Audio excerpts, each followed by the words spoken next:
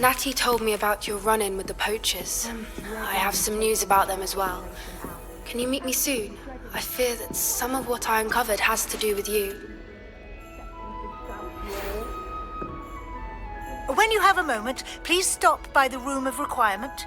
Deke mentioned you might be interested in learning how to breed beasts.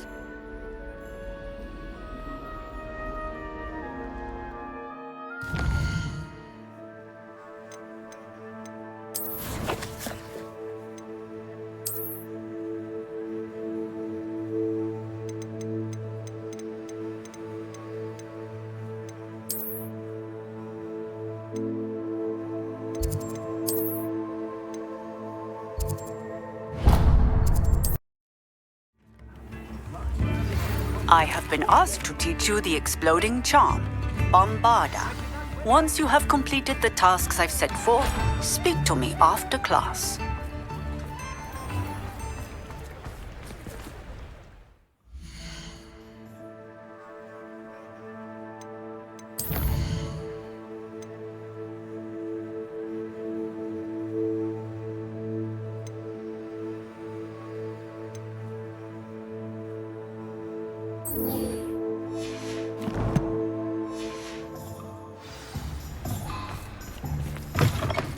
Come in! Sorry if there's a smell. New batch of toe hide.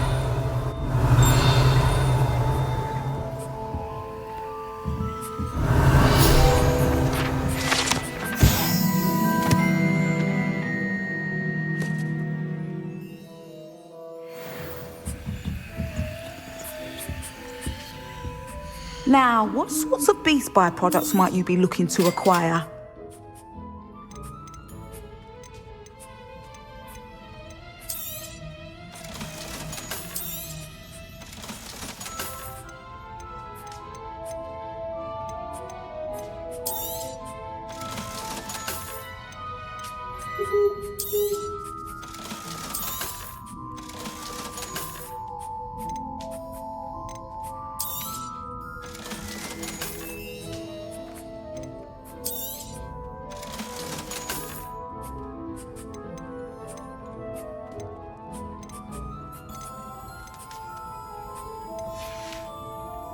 I'll not mind seeing you here again. Consider yourself welcome.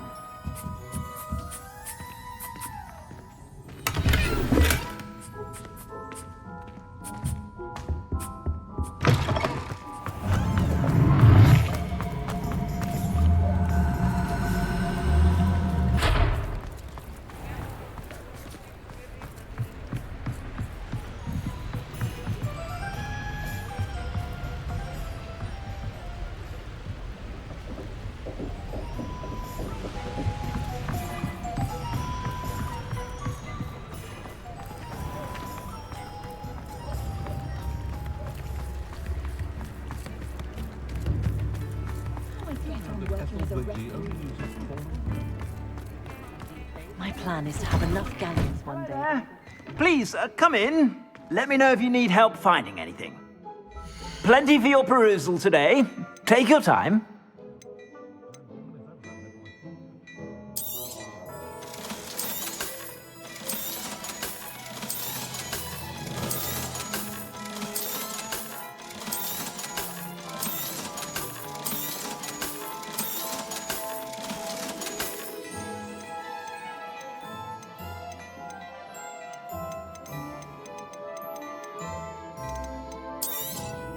You won't be disappointed. That's a Gladrag's promise. I suspect you have a sharp eye for fashion. Be sure to stop by whenever you're about.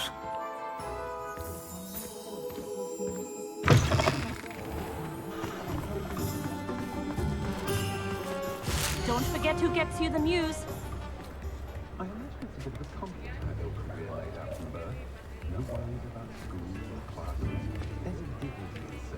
Daily Prophet!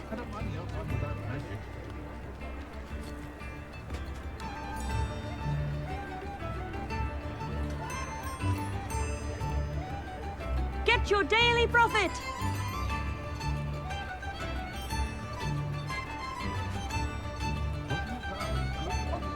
Extra, extra!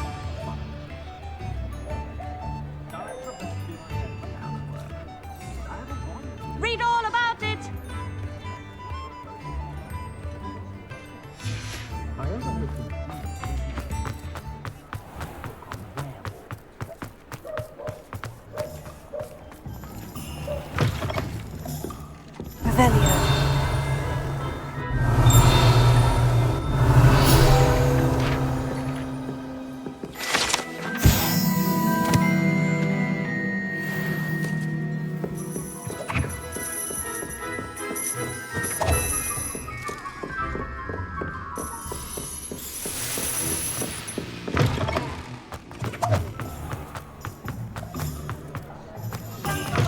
Still talk about you taking down that troll in the village circle.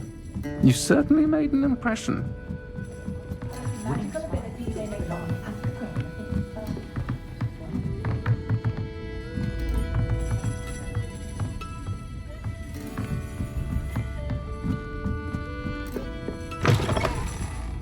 Revelio.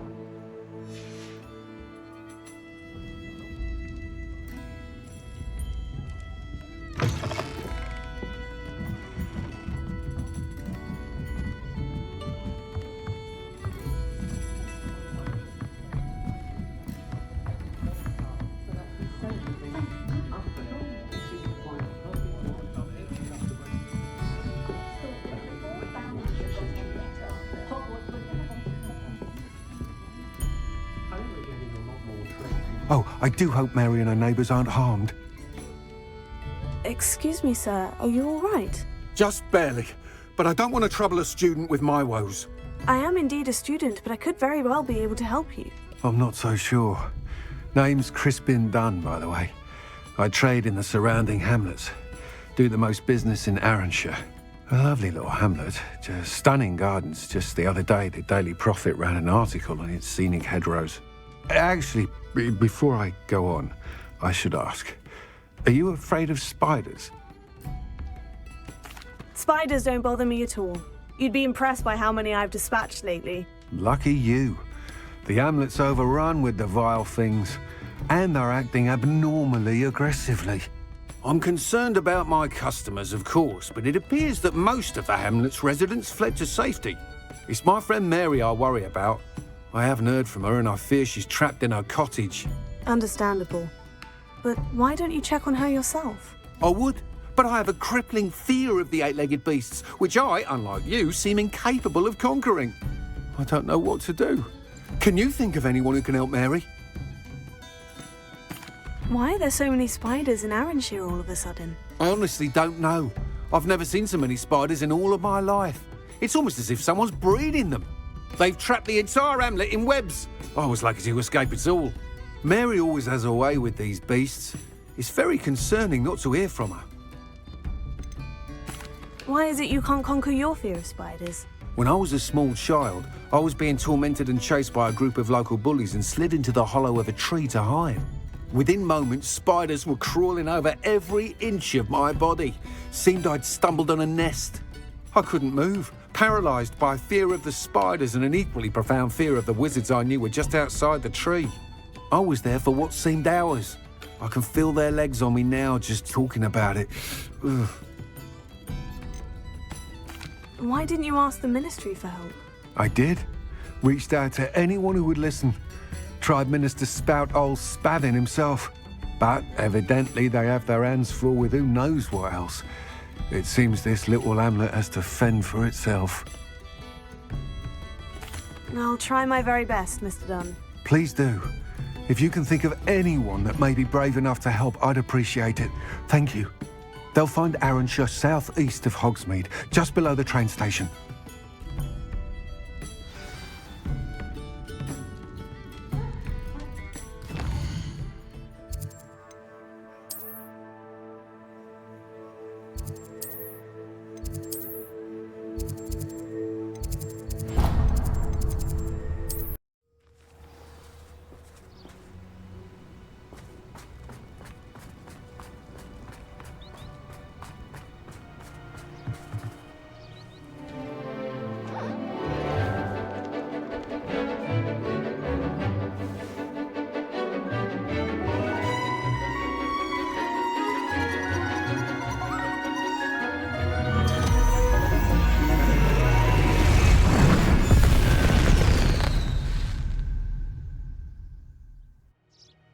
Excellent work today.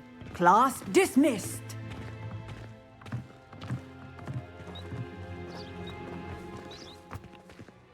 I take it you're ready to learn. I completed your assignment, Professor. I'm ready to learn Bombarda now. Good.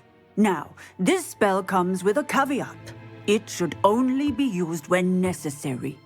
The exploding charm, as you might suspect, can hurt people. Use caution when casting it. Is this something we should be learning in school? Better for you to learn it in school, where we can instruct you properly as to its use. Now, you must be precise in your wand movements. We don't want you blowing your hand off. Go ahead. Nice and steady wand movements. Remember, the exploding charm is highly volatile.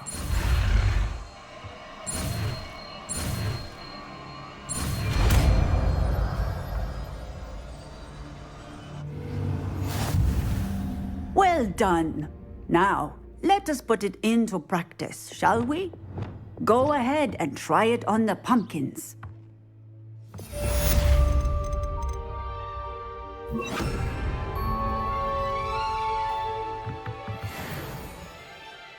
Bombarda! Excellent wand work. Cast the spell just like that every time. Assured and in control.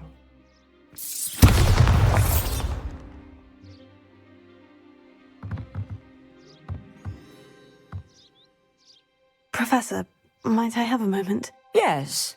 What is it? I was wondering, what inspired your interest in magical beasts? Are you considering some sort of profession in the field? I haven't decided quite yet, but I do find magical beasts fascinating. You do seem to engage well with the beasts in class. I believe that when choosing a path, particularly of a scholarly nature, one must take into account both one's enthusiasm for a particular subject, as well as how one may best serve the students to whom one is obligated to both inspire and teach. Of course, Professor.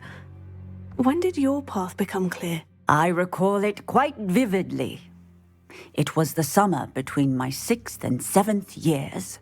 I read in the Prophet about a wizard who'd been selling alchemy eggs and disappeared in the mountains near my home.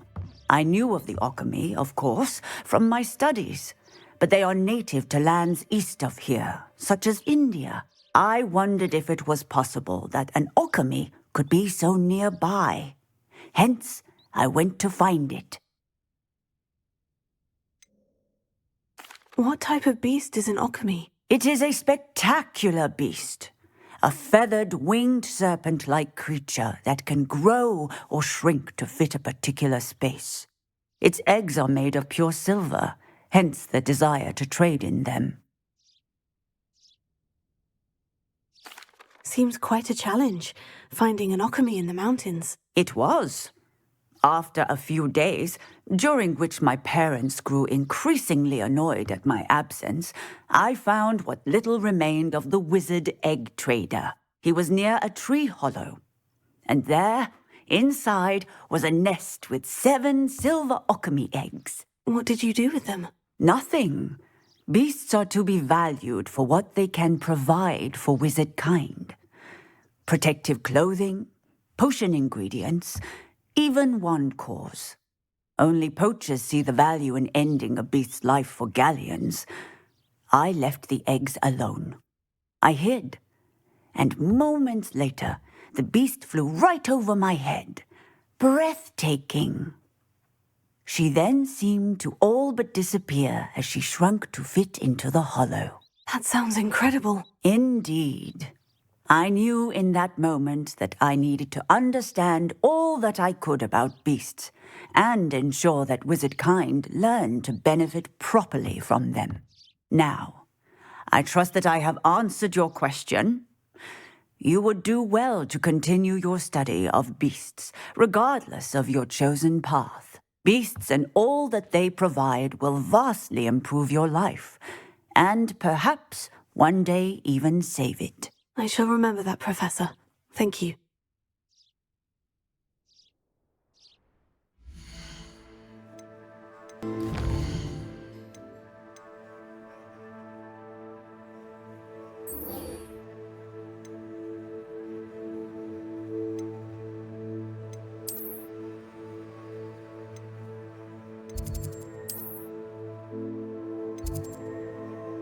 What are you up to now?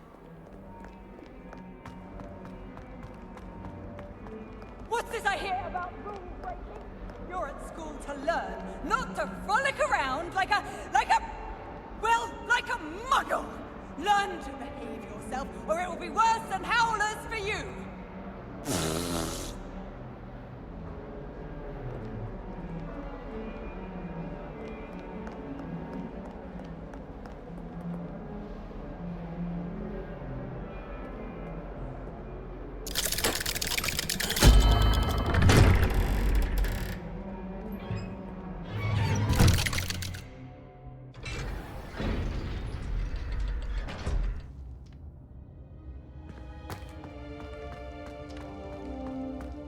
You'll never believe what I've learned.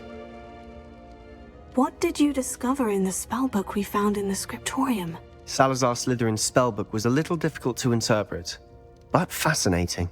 Evidently, he encouraged teaching dark magic at Hogwarts. Neither the Imperious Curse nor the Killing Curse was unforgivable during his time. He believed students should be prepared to use dark magic when necessary, not to fear it. That's why we had to use Crucio to gain access to the scriptorium. He didn't want his knowledge shared with anyone who was afraid of the power of dark magic. It was hard to do, but casting Crucio was our only option. And I'm glad we did it, because in the spellbook I also found something else. References to a lost relic, which, from what I can tell, grants the holder the power to reverse dark magic curses. And you think this relic might be able to save Anne? Precisely. I plan to search for this relic, but I don't think we should tell anyone. Especially Ominous. He wouldn't understand. We need to tell him. He's the reason we found the book, and he deserves to know what you've learned. You've seen how he frets about the dark arts. I promise I'll tell him when I found the relic. When I know more, I shall send an owl. And don't feel sorry for Ominous. Keeping this to ourselves for now is for his own good. I'll decide what's for my own good. Ominous, we were just about to get some air. Care to join? You're a liar, Sebastian. I heard everything.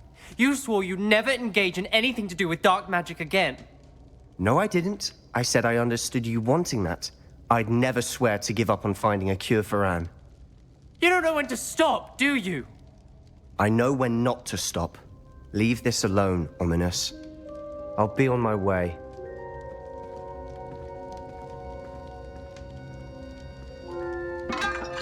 I am not letting this go. Ominous, Sebastian meant well. I appreciate you telling Sebastian not to keep this from me, but going after that relic is not a good idea. Sebastian doesn't even realize it, but he's as irresponsible and reckless now as his parents were years ago. It's why they died.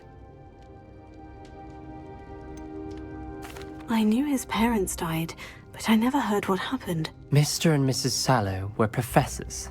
Spent nearly every waking moment in the cellar library. Noses buried in books. Anne and Sebastian were upstairs when it happened. They heard a sudden crash and ran downstairs, but it was too late. Their parents had crumpled to the floor.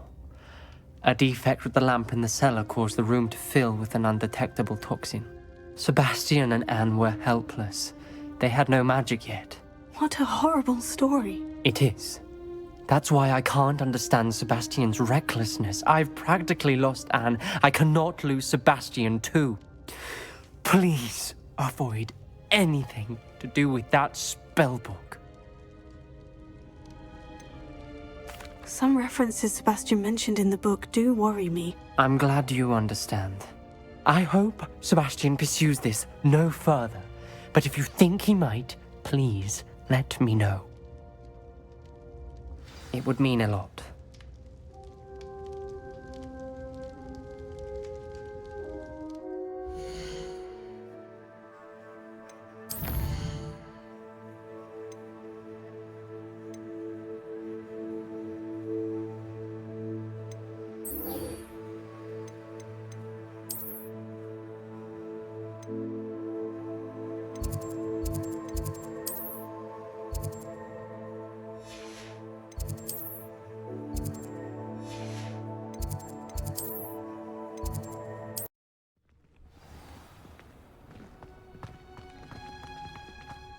It's you! Just the person I need. Samantha, is everything all right? No, it's not. It's my brother William. The one I told you about after Charms class. He's been cursed. He ignored my warning and now he's lying in St. Mungo's looking completely pathetic. He simply never listens. I'm sorry. How exactly has he been cursed? Oh, you won't believe it. Truly, but his feet were turned into purple beets. You can imagine his distress. And mine. I won't even go into the attention he was getting from our garden rabbits before he admitted himself to hospital. I'm so sorry. That sounds like a trying situation. I'm glad you understand. Everyone else just laughs at me as if it's a joke. No compassion at all. Well, it is an unusual situation. How did your brother end up like this? It's entirely his own fault. I told him about some research I'd done recently on our ancestor Marmaduke Dale. In particular, my discovery that Marmaduke's tomb was cursed. My brother's always making fun of my discoveries. This time, he laughed in my face. Told me I'd misinterpreted my findings. As if that were possible. And to prove his point, he went right up to the entrance of the tomb and poof! His feet transfigured into beets. How awful. I can see why you're upset. He definitely needs some help. Exactly. He may be a cape flapper, but he's still my brother. And no one deserves such a fate to last forever, especially as the result of a single brainless mistake. Now I worry that if the curse isn't reversed, it could become permanent. Can't the curse be broken? Possibly. The curse stems from a crest that was stolen from Marmaduke. If the crest were returned to its rightful place upon his sarcophagus, then I believe that William's feet may be restored. You battled trolls when they attacked Hogsmeade, escaped a dragon, and I could tell by your work in charms that you're a skilled spellcaster. Returning a crest to a sarcophagus should be almost effortless for you. So, will you help us? Why was Marmaduke's tomb cursed? The curse is the result of an intense sibling rivalry between Granham Dale and his younger brother Marmaduke. Marmaduke was a famed herbologist, and Granham resented the attention that he received. Sibling rivalry. Sounds as if it might run in the family. But I would never intentionally curse my brother, not like Granham did. When their mother died, Marmaduke was given the prized family crest. Granham felt that as the eldest child, he should have been given it. Years later, when Marmaduke died, Granham stole it and cursed the tomb so that none in the Dale family could ever pay their respects. How do you know it's safe? I don't want my feet to turn into beets as well. Oh, but the curse only applies to Marmaduke's descendants, as my brother so aptly demonstrated. That's why I need your help. You're unrelated to my family, so the curse wouldn't affect you. Why is your ancestor so well known? He discovered the properties of several magical herbs and plants. He also uncovered numerous types of flora. The wizarding world owes him a great debt. His work not only impacted the discipline of herbology, but also potion making. I can take the crest to Marmaduke's sarcophagus for you. Oh, thank you! Thank you so much! You'll simply go into the tomb where Marmaduke was laid to rest and place the crest on top of his sarcophagus. According to my research, the tomb's been abandoned for centuries, so it should be a fairly simple task. You'll find it just east of the hamlet of Brockborough. Thank you for your help. My family is indebted to you.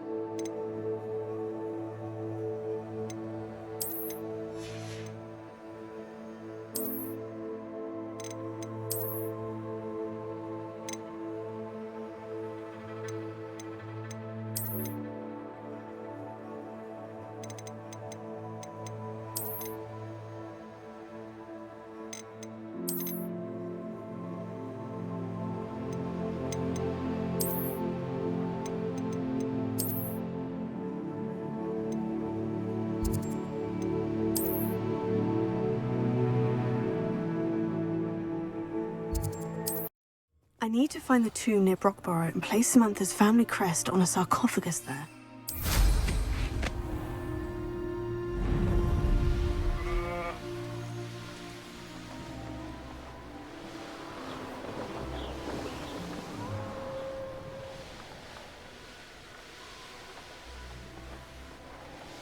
There's no telling what lies in wait for me in there.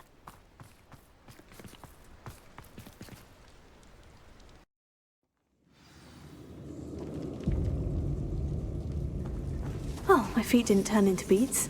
That's a good start.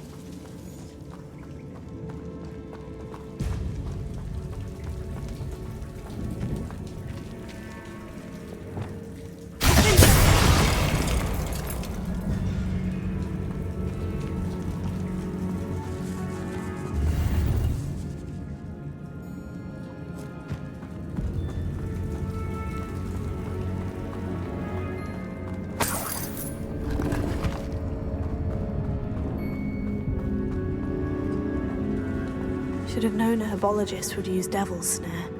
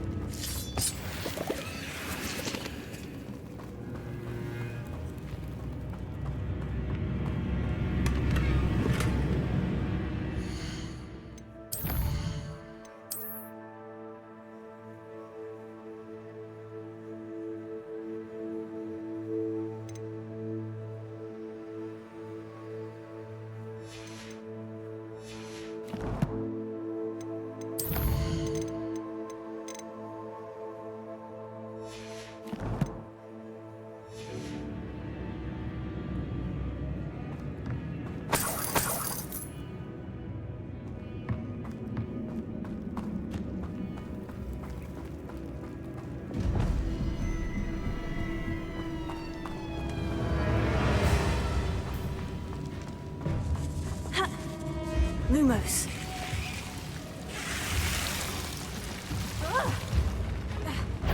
A troll? You can't be serious.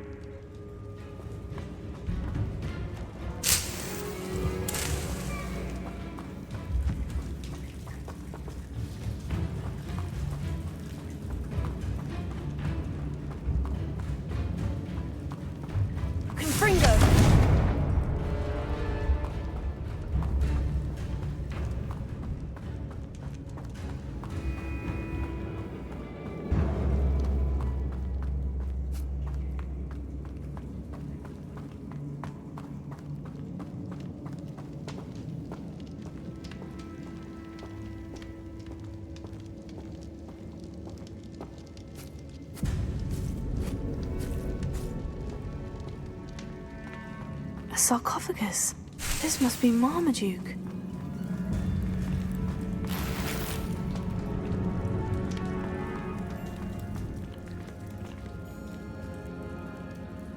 That should reverse the curse. Hopefully.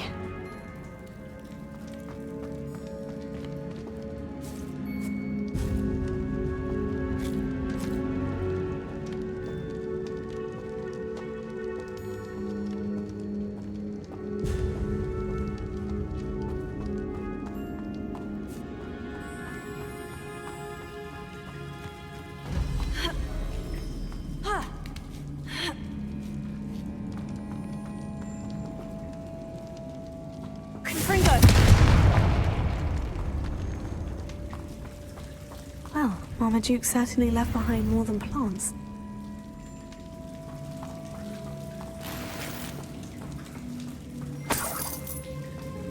Revelio.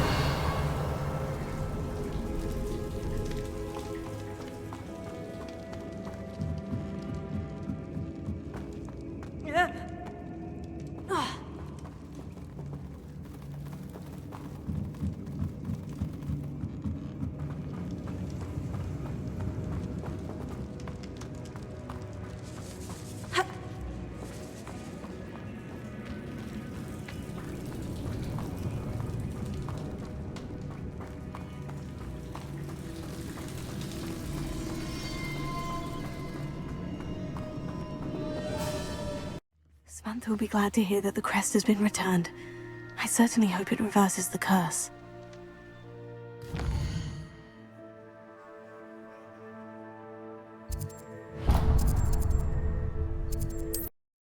This must be Ironshire. I'd best keep an eye out for spiders.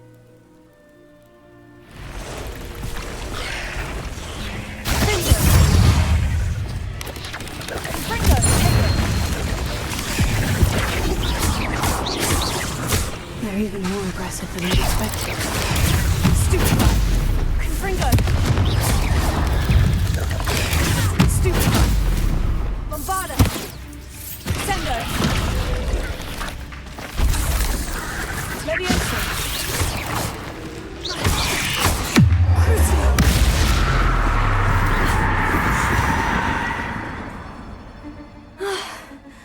Surely that's the last of them.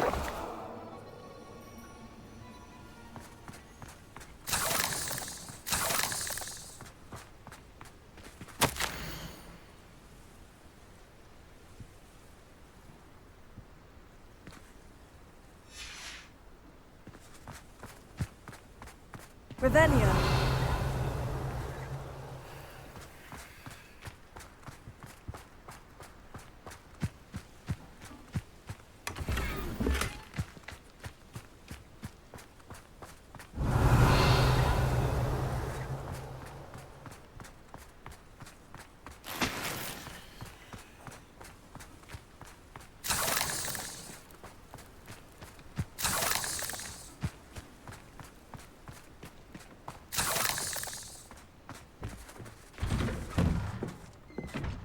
Oh no, this must be Mary. Poor woman.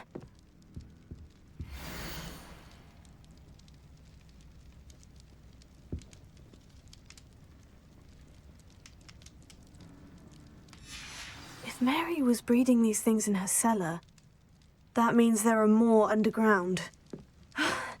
I'll need to destroy every last spider in that cellar if this is to end.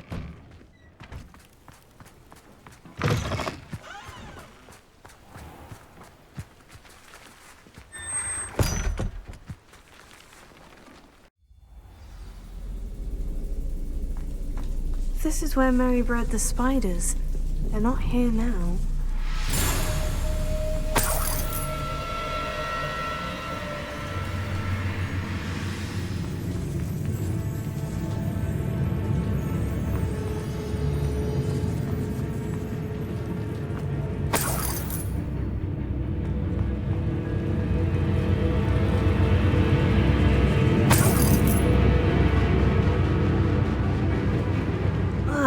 This isn't a good sign. These spiders have gone somewhere.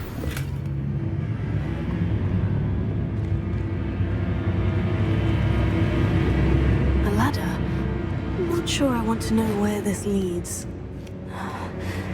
Best be ready for whatever I may find down there.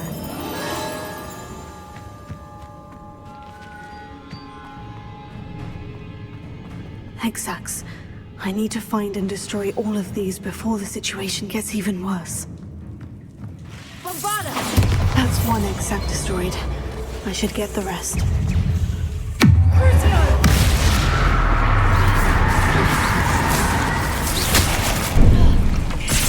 Sendo! Bombarda! Leviosa! There's a victory that came now. It must be destroyed.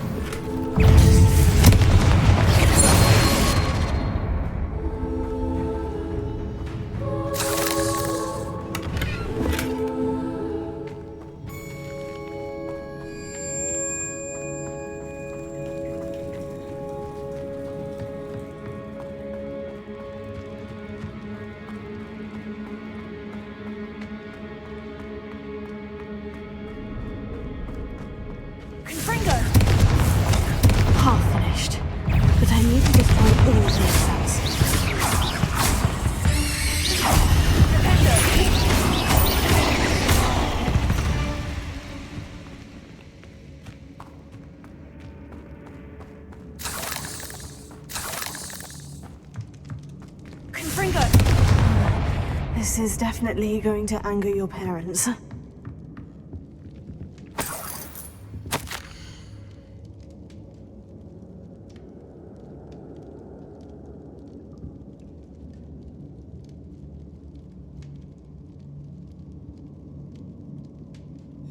I suppose I know what happened to Mary Portman now. She was breeding the spiders.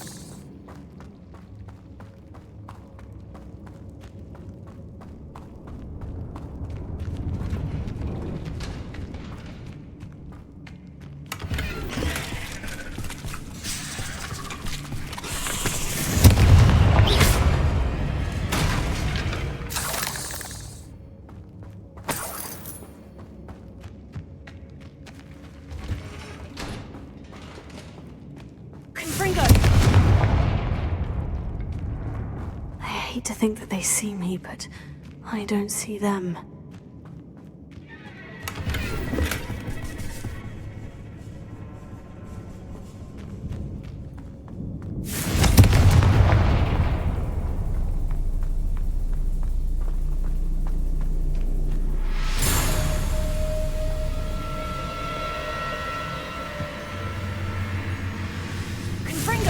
I'll let you harm Archie any more than you already have.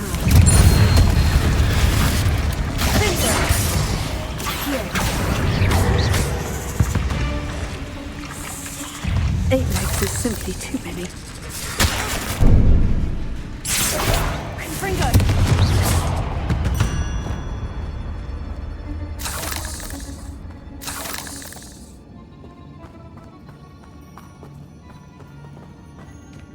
Bombarda! That's the last of the spider sacks.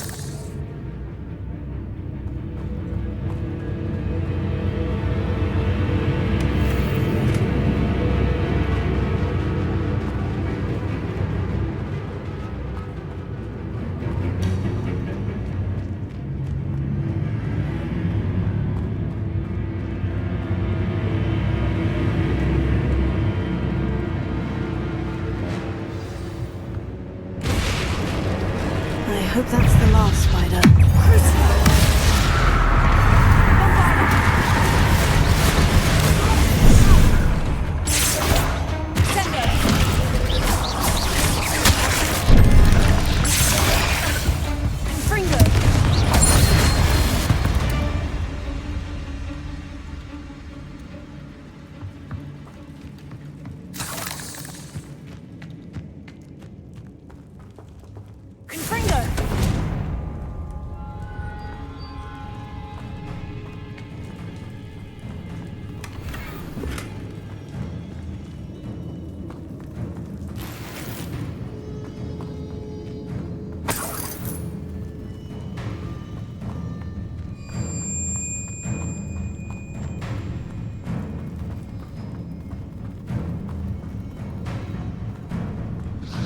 No, wait, that's the last one. And she's angry. Confringo!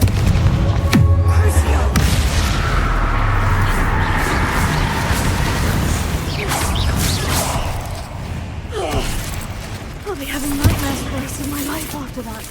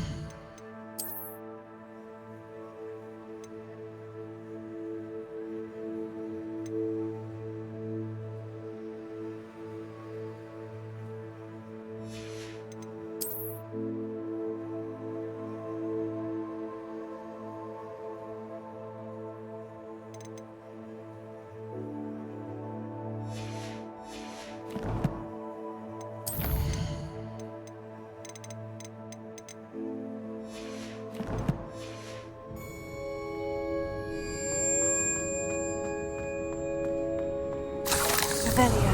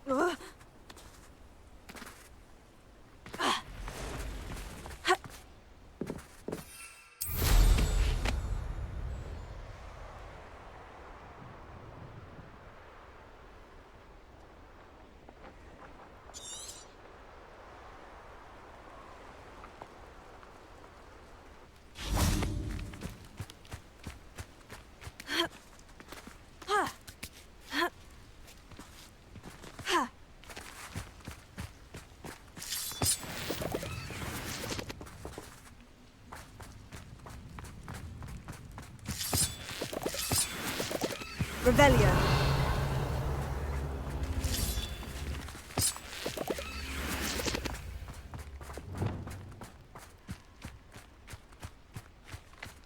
Accio.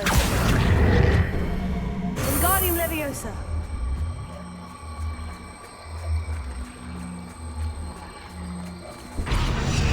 Leviosa.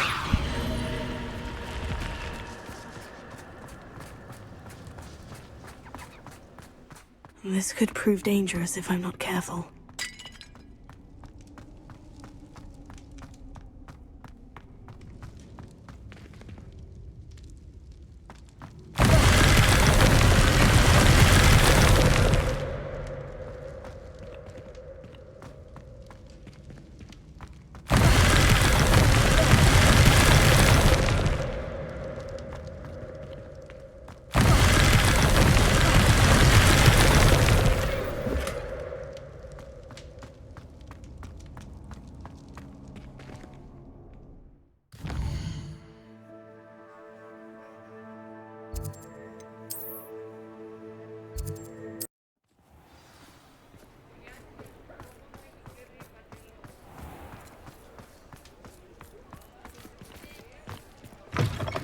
Folks still talk about you taking down that troll in the village circle.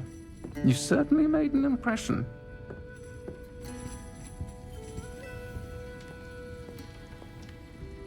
Mr. Dunn, I have some news. Thank Merlin.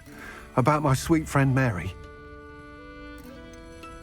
It seems poor Mary was breeding spiders in her home for profit and vastly underestimated their propensity to multiply. Oh, Mary. What untoward scheme were you involved in? If she needed financial assistance, she could have just come to me. She didn't deserve this. Few do. I am sorry about your friend, but you'll be relieved to know that I cleared out the spiders. It's safe to return now. You? You cleared out the spiders? I can't believe it, but I'm certainly relieved. I imagine the first order of business will be to help the amulet rebuild. I suppose I have nothing to fear from dead spiders. That's the spirit. I wish you the best of luck. Thank you again for all you've done. I shall keep you apprised of the hamlet's rebuilding. Glad I could be of help, and I look forward to visiting your shop the next time I'm in Arranshire. To dearly departed Mary.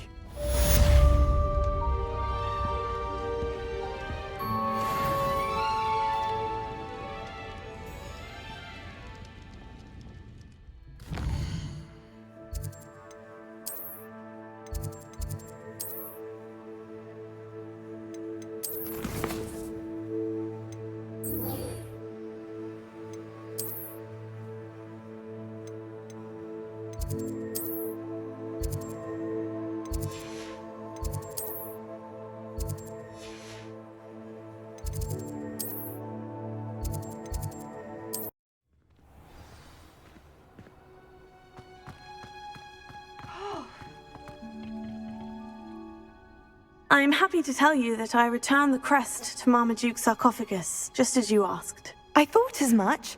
I received word from St. Mungo's that my brother's feet are back to normal. No more beats. Oh, I cannot thank you enough. It wasn't too much trouble, I hope. Just a measly old troll, nothing significant. A troll? Oh dear, I'm so sorry, that's awful. No one has been in that tomb for centuries. But I can't say I'm surprised. Marmaduke seems to have been full of surprises. Indeed he was. Well, I suppose I should be going. I'm anxious to see my brother, who must be elated to have his feet back. Of course, I certainly would be. William and I are forever in your debt. Thank you again for what you did.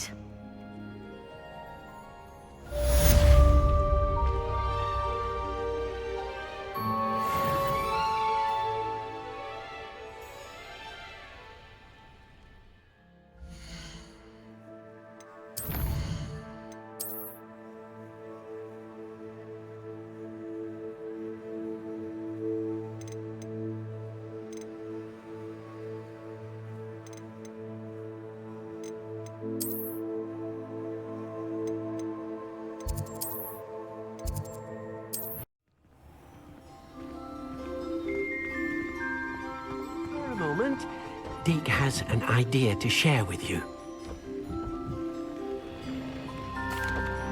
Hello, Deke.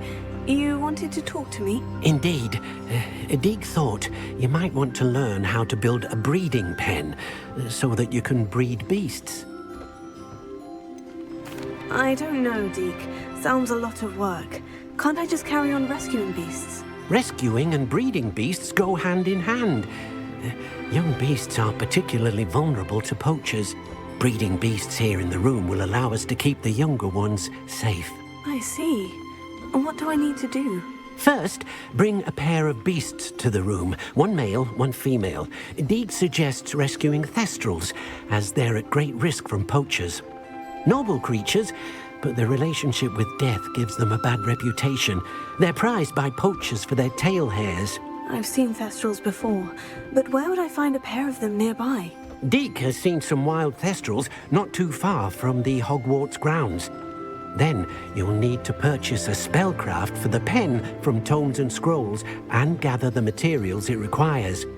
Once you've rescued the thestrals and you have the spellcraft, you come and find Deke.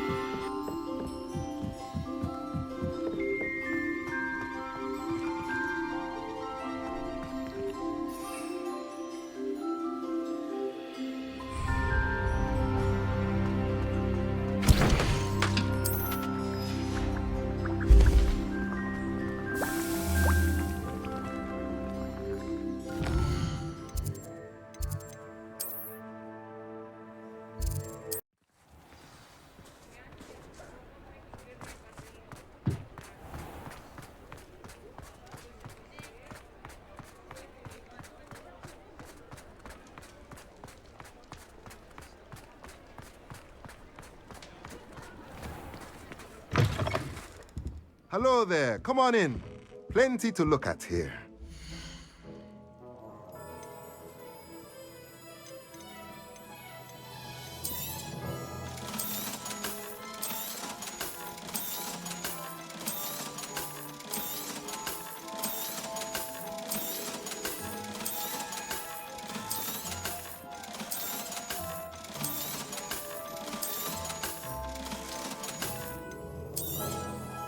Nothing like finding just the right thing. Now I can conjure a breeding pen in the room. Best get back to Deke with the thestrals.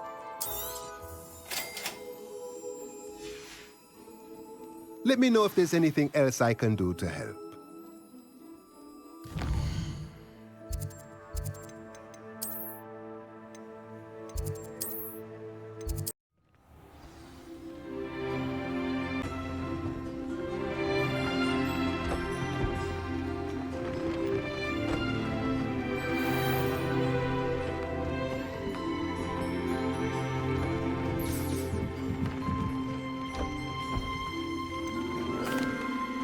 I've rescued the Thestrals and bought the spellcraft for the pen. Excellent. Now, to breed your Thestrals, simply release them into the same vivarium in which you conjure the pen. Then use the pen to start the process. Come and see Deke when you're finished. I shall. I wonder where I should conjure their pen.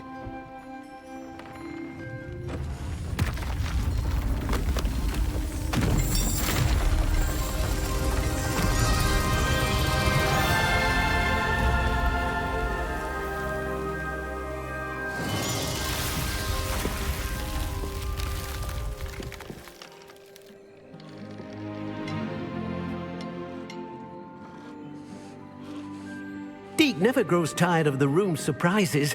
We now have the perfect place for those Thestrals. Please let Deke know once you've bred them.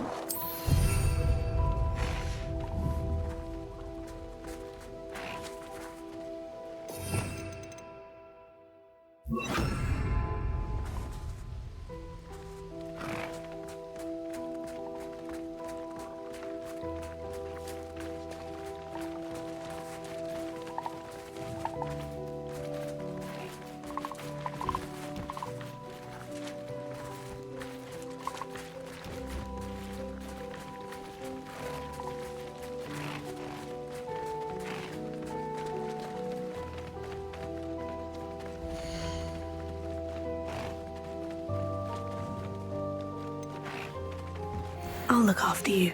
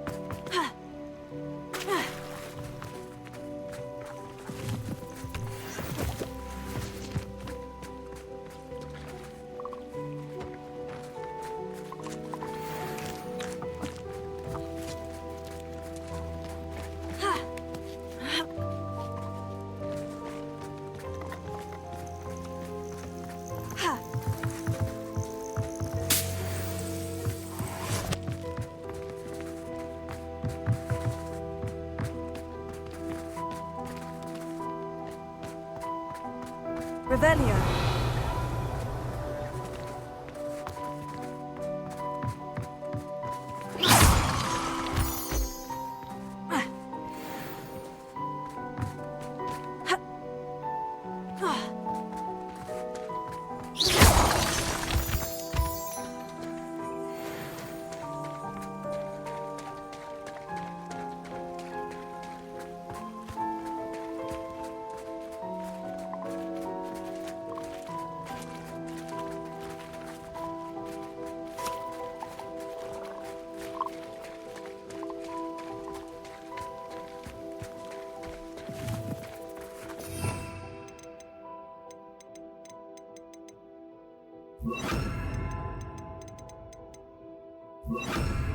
Lumos.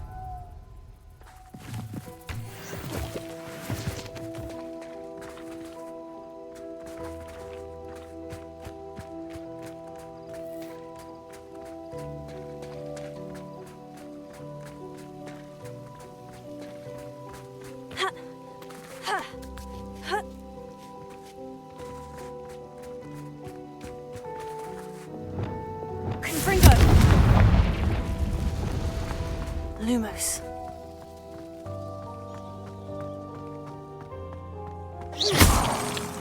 Lumos.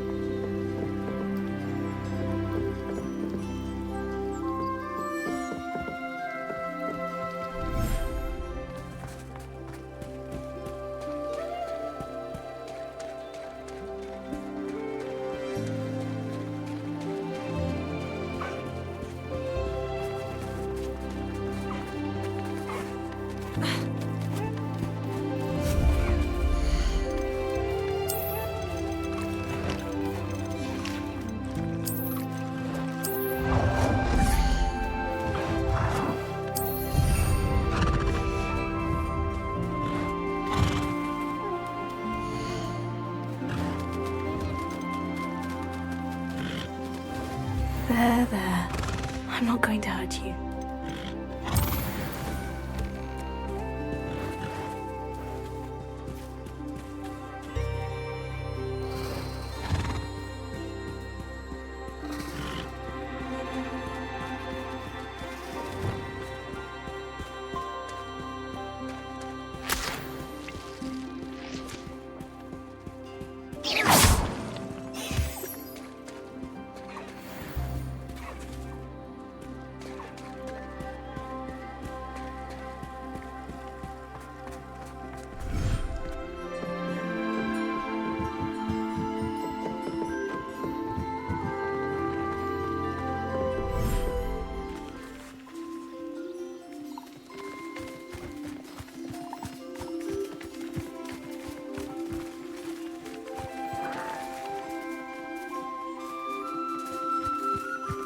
Wingardium Leviosa.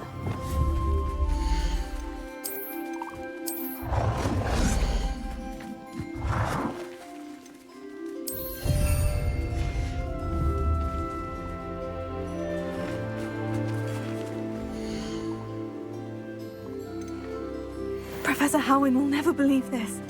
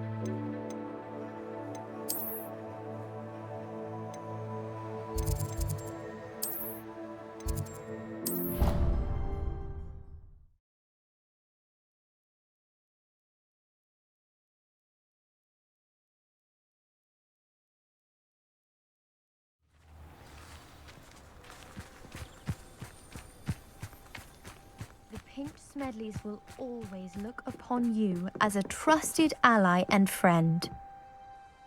Hello, Grace. What are you doing here? Nice to see you. Thank you again for your help at the lake.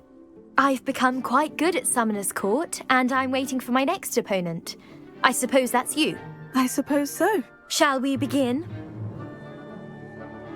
I'm game. Well, let's see what you're made of.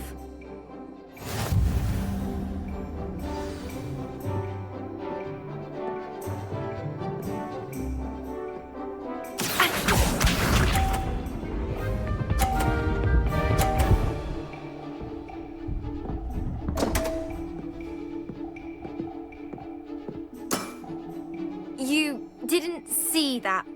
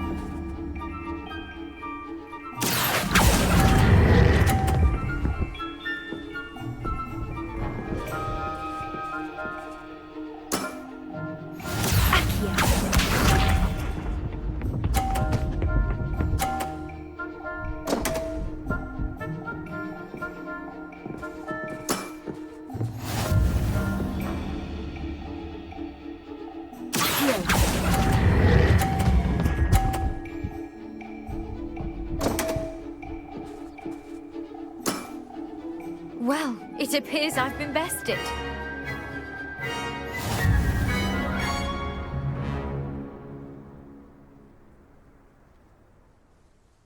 Well done! Diving, Summoner's Court. Seems there's nothing you can't do. You played a good game though, Grace. I did play rather well, didn't I? Only one student has ever beaten me. She's very good. But if you play the way you did against me, you might stand a chance. I do wish you would take your turn.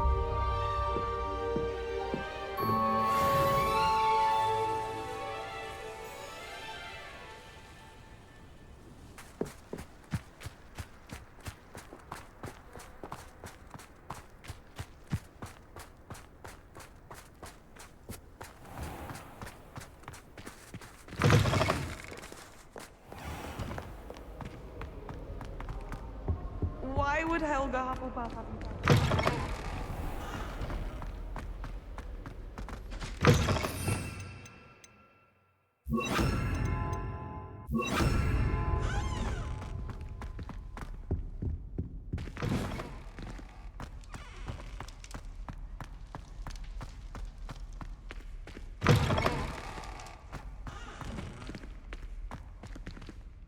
Lumos.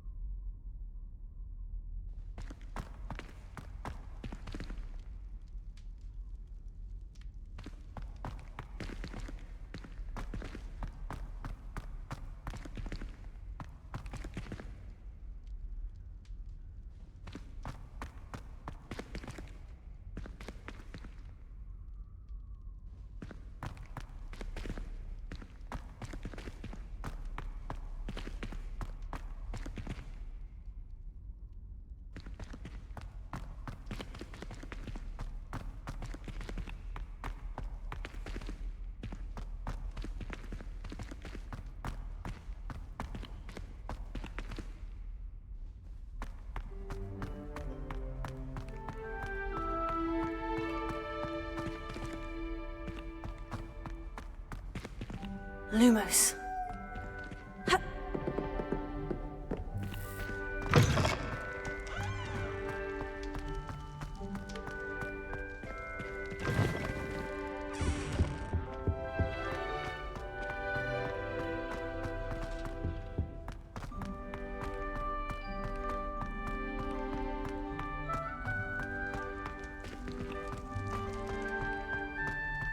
Revelio.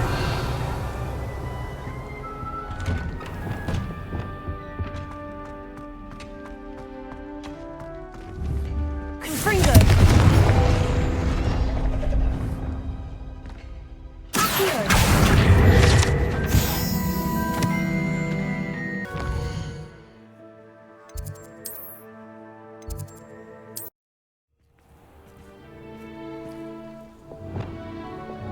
Confringo.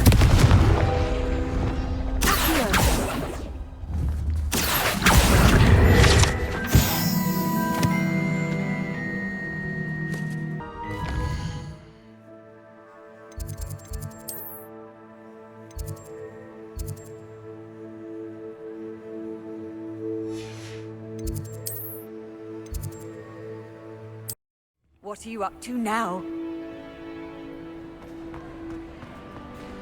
We have a brand new game.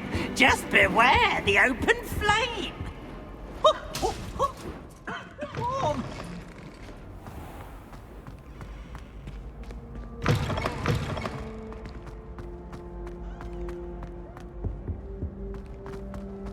I'll go.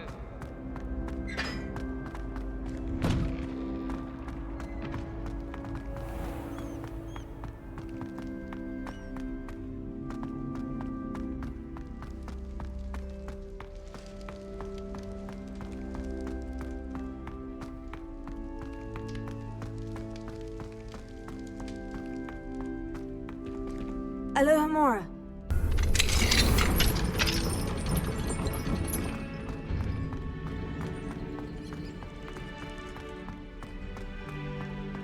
Revelio.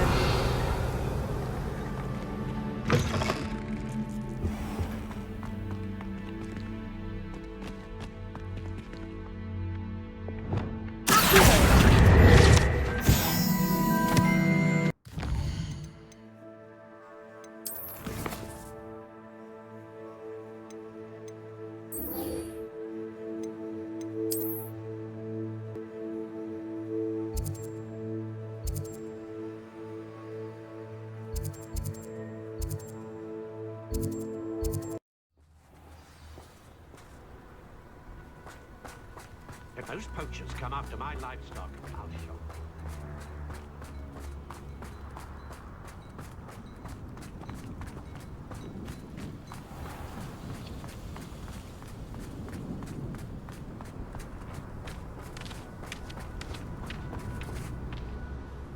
Hello again, Miss Wolf. Hello again. What can I do for you?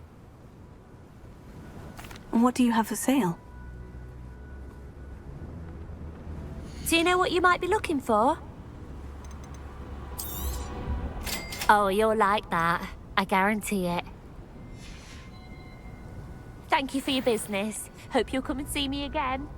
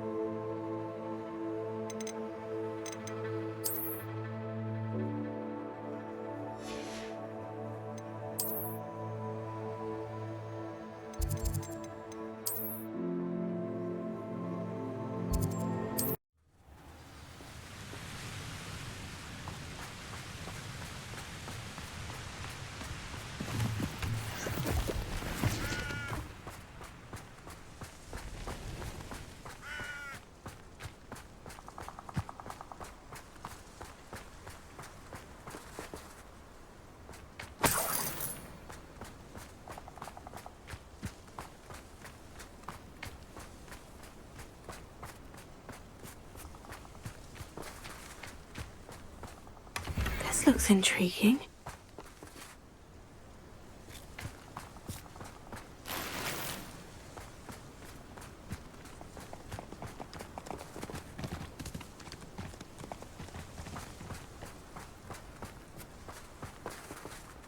Revelio.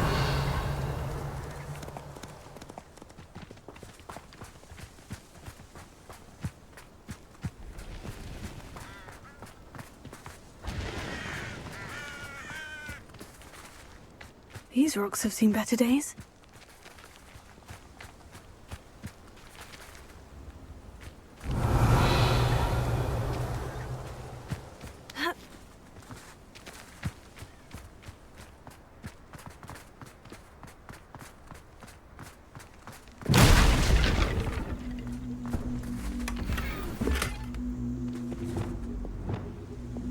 Wingardium Leviosa.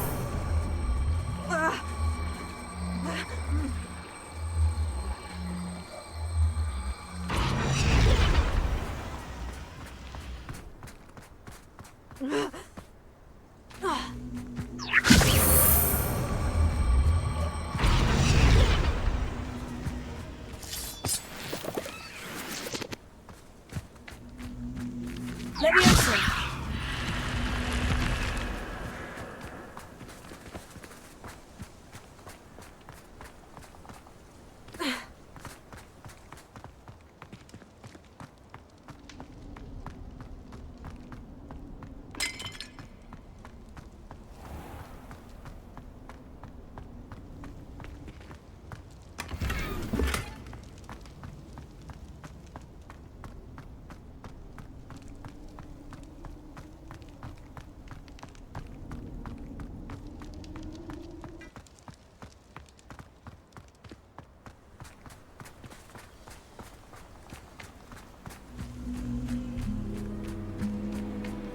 Revelio.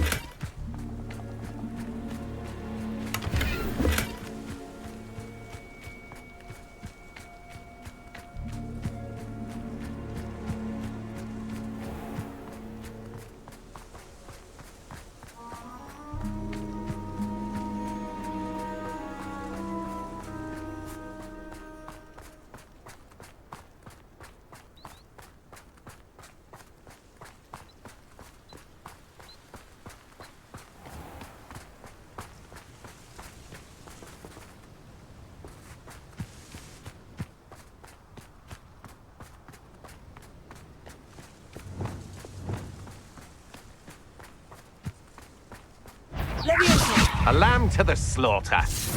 We'll switch those pay for your deeds. You're going to regret that. Wait till Sebastian hears about this. An Ashwinder.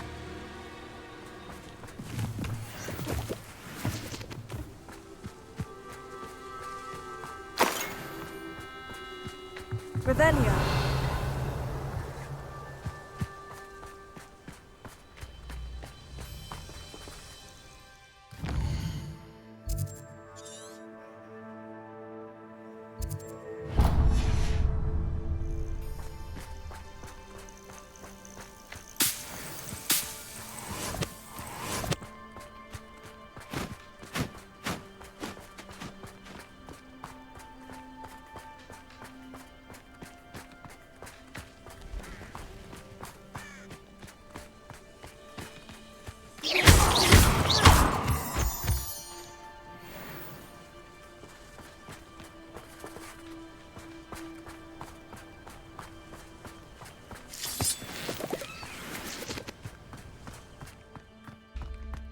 This could prove dangerous if I'm not careful.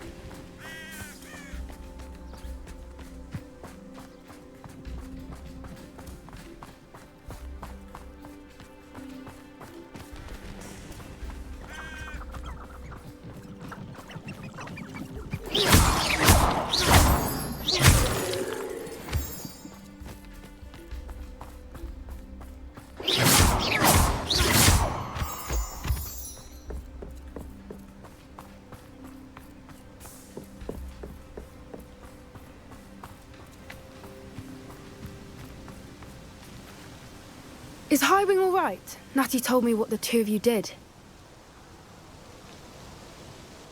Highwing's fine.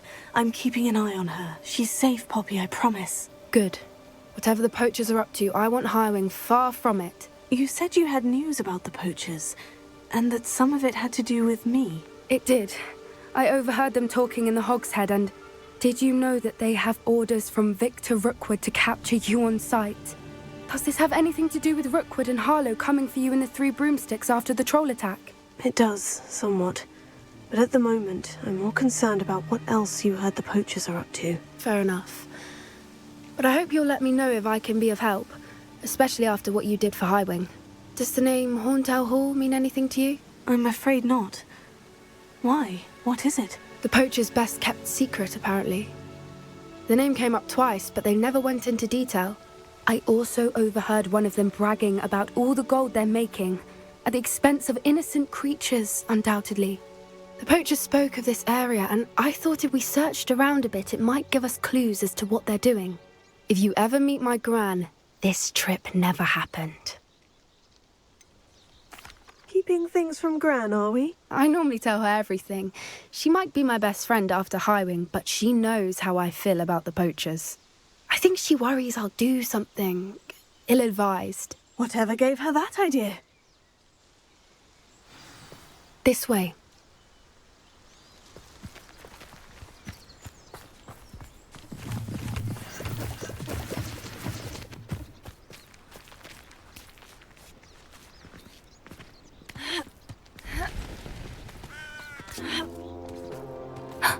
A centaur. Tread carefully. An entire castle to roam, yet you choose to wander here. Please, we don't want any trouble. We're simply passing through. Do you take us for fools?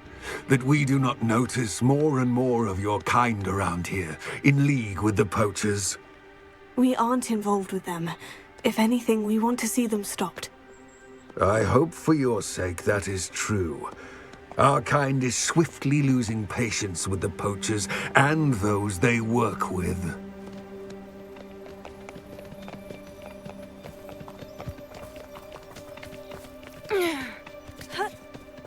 He was certainly a charmer. That could have gone worse. Centaurs aren't exactly fans of wizard kind, and the poachers aren't helping matters. But why would he think that we had anything to do with poachers? I did notice the poachers talking with a few villagers in Hogsmeade. I'm not sure why. Perhaps that's why the centaurs are suspicious.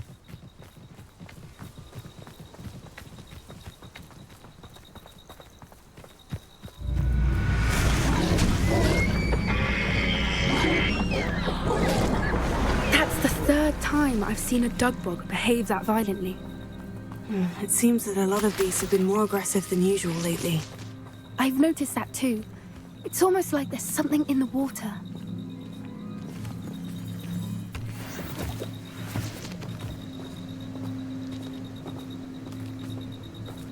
This is odd. What is it? Not entirely sure, but look around. If the poachers were here, perhaps we can find out why.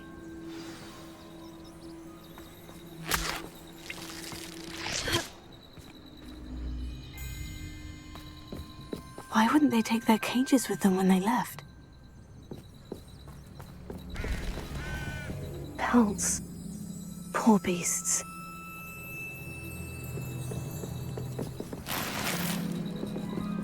Still smoking. They can't have been gone long.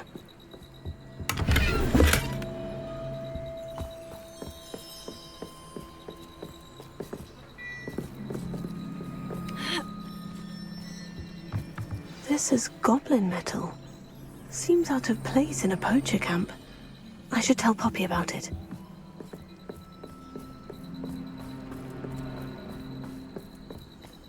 Anything interesting? Poachers were here, all sorts of evidence. But I found something else. It's goblin made. I found goblin armor. Let's keep searching, but carefully. Merlin only knows what's going on here. I don't have a good feeling about this.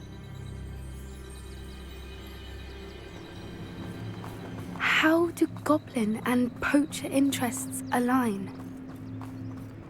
Look, down there. Definitely poachers. No creatures though. So what are they doing out here? Let's take a closer look. They won't be happy to see us. Should we use disillusionment? Or perhaps a less discreet approach? Hard to say from up here. Let's get a better lay of the land.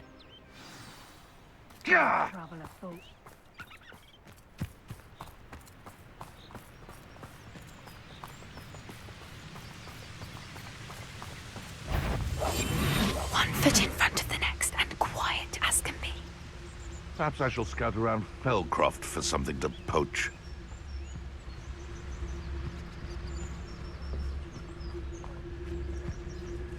Focus to tell us.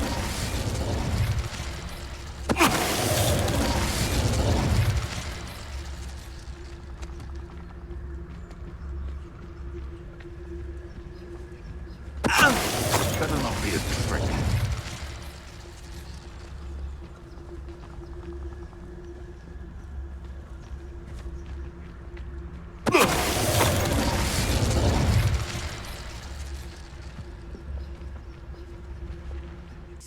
Leave me like that again and you'll soon find yourself with naught but poachers at your back.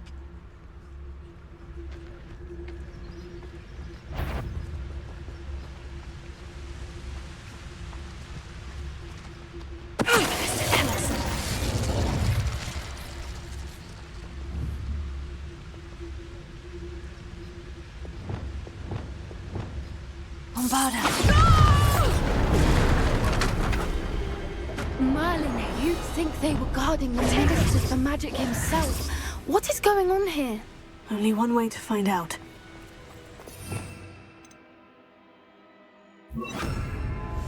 Yes. A more hushed approach is likely wise. Reparo.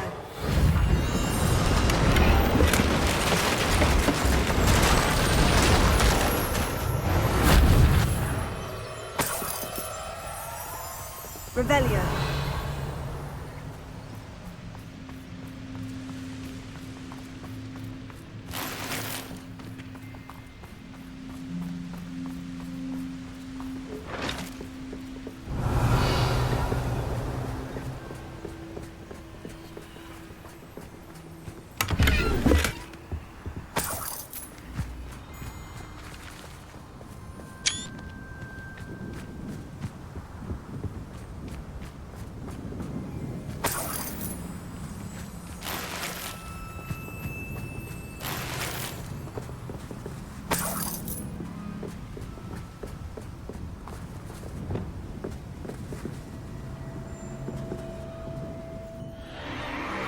What in Merlin's name? Are those dragons?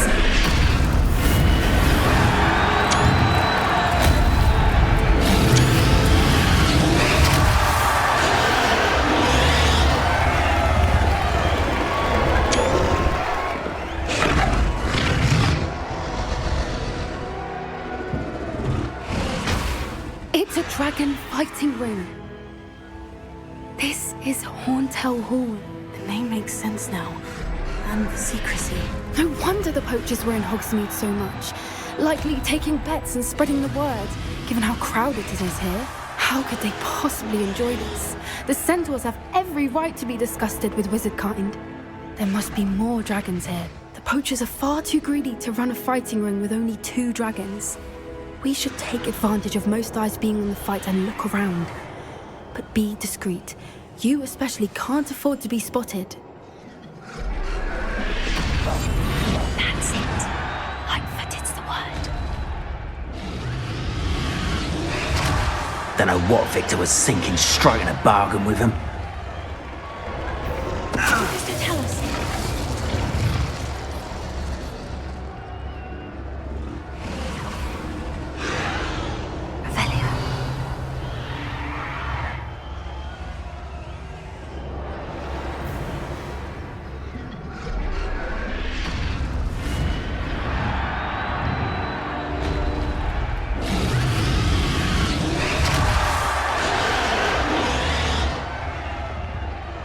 Have you heard from your family? Has either of your brothers come round to our way of thinking? Will they join us? Ah, they say we go too far. The violence isn't going to get us what we want. I say, if every last wizard is run through with a blade, then violence is going to get me precisely what I want. Sickens me to work alongside any of them. Don't know how Ramrock's stomach's being near Rookwood. Foul beast. Not much longer now. Soon our necks will be out from under wizarding boots. Wizard kind will pay for what they've done.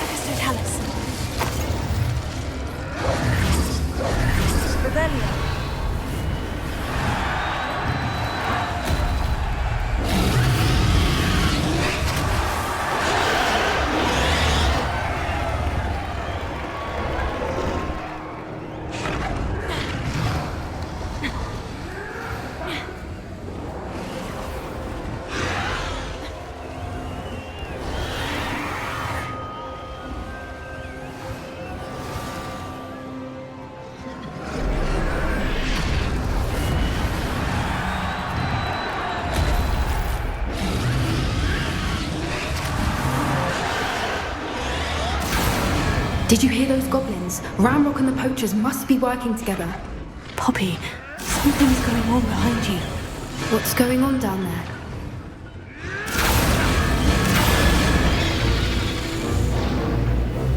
They must have only just captured her. She's putting up quite a fight.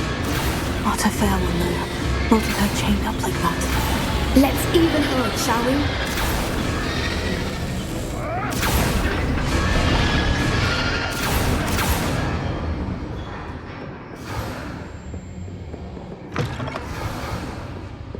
Look, they've got a dragon egg. Hebridean from the looks of it. Can't leave it here, not with the plans they likely have for it.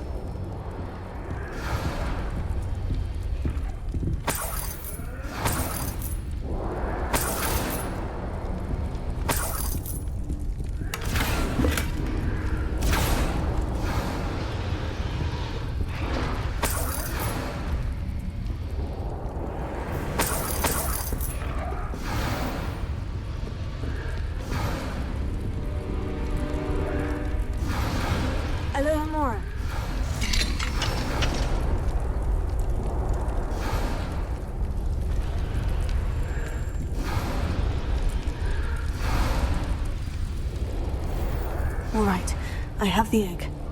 Ready. The elements of surprise will only buy us a few seconds. Let's make them count.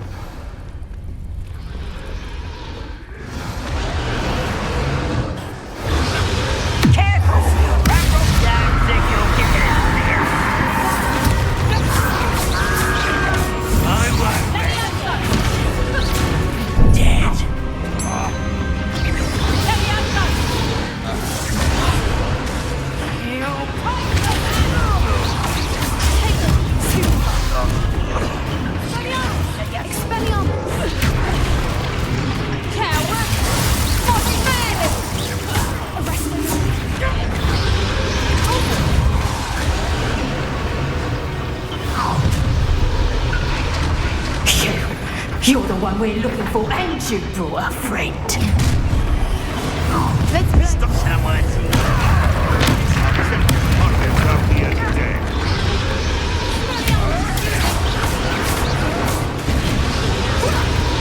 I see you. I'm gonna enjoy this.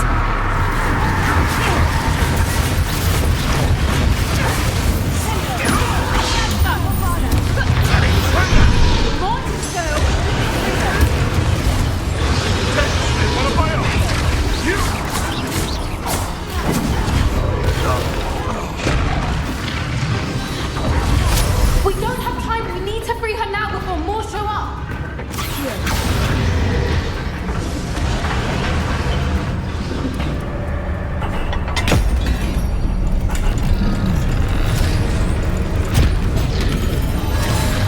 This may have been a bad idea.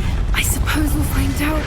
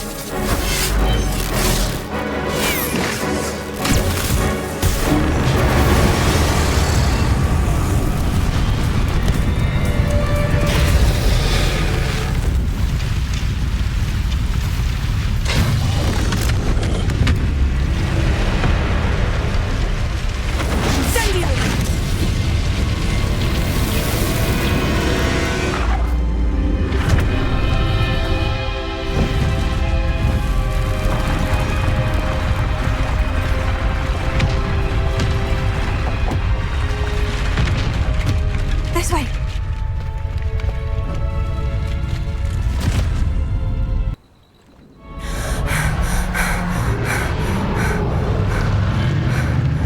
That was a Hebridean black. I'm guessing the egg we have belongs to that dragon.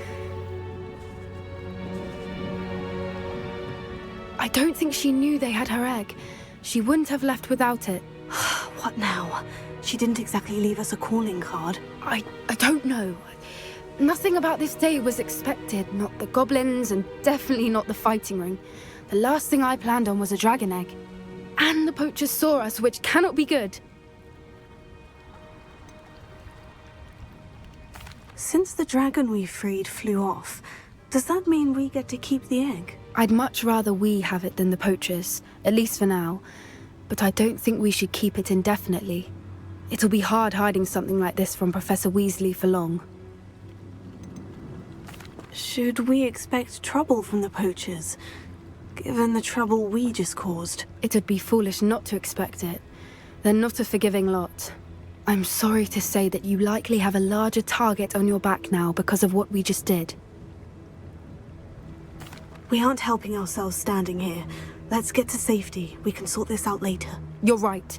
If there's anything the poachers are good at, it's tracking their prey. And right now, we're it. Be careful, won't you? I shall see you back at the castle.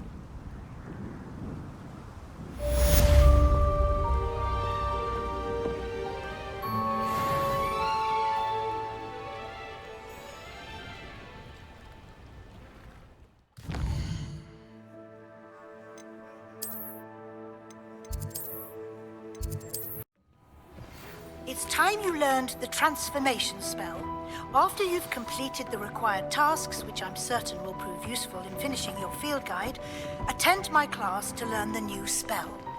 Afterwards, we will discuss your progress thus far in the term.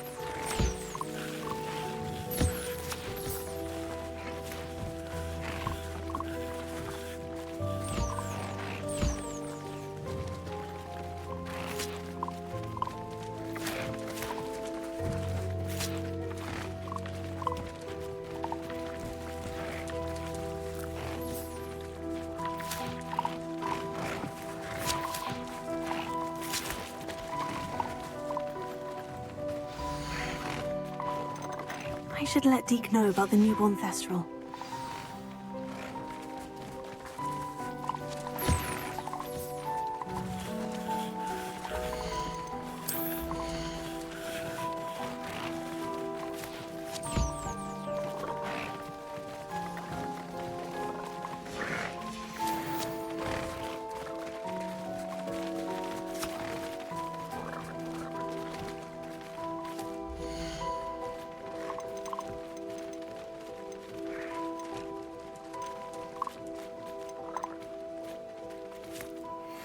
There. I'm not going to hurt you.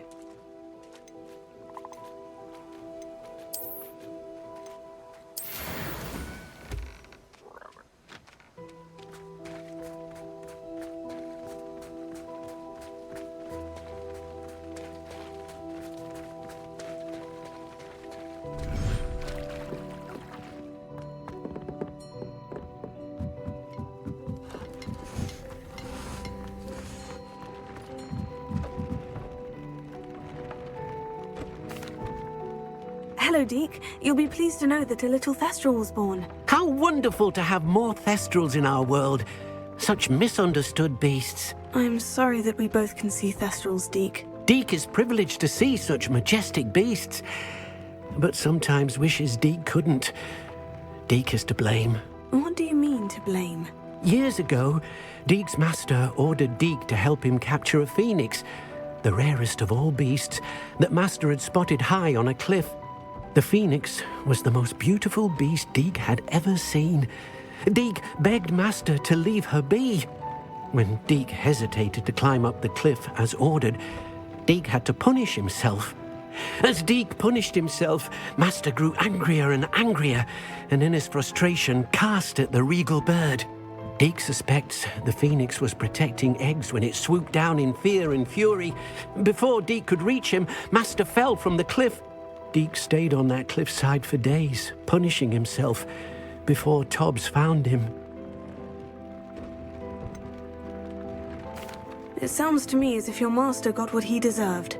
Deke never wanted anyone to get hurt. Not the phoenix, not Tobbs, and not even master. Deke often wonders what became of that phoenix. Deke feels fortunate to be at Hogwarts now, helping you rescue beasts. Perhaps Deke can make amends for what came before.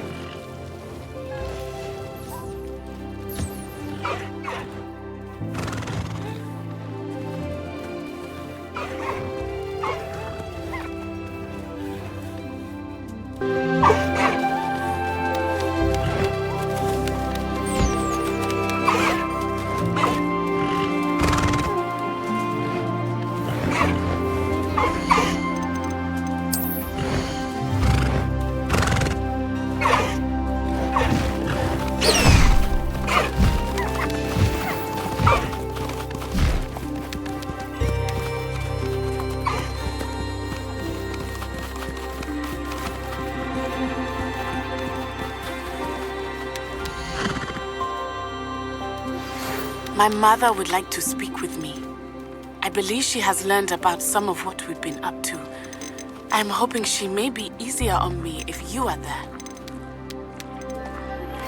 Can we meet at the Three Broomsticks? It may finally be safe since we rescued the dragon from Horntail Hall.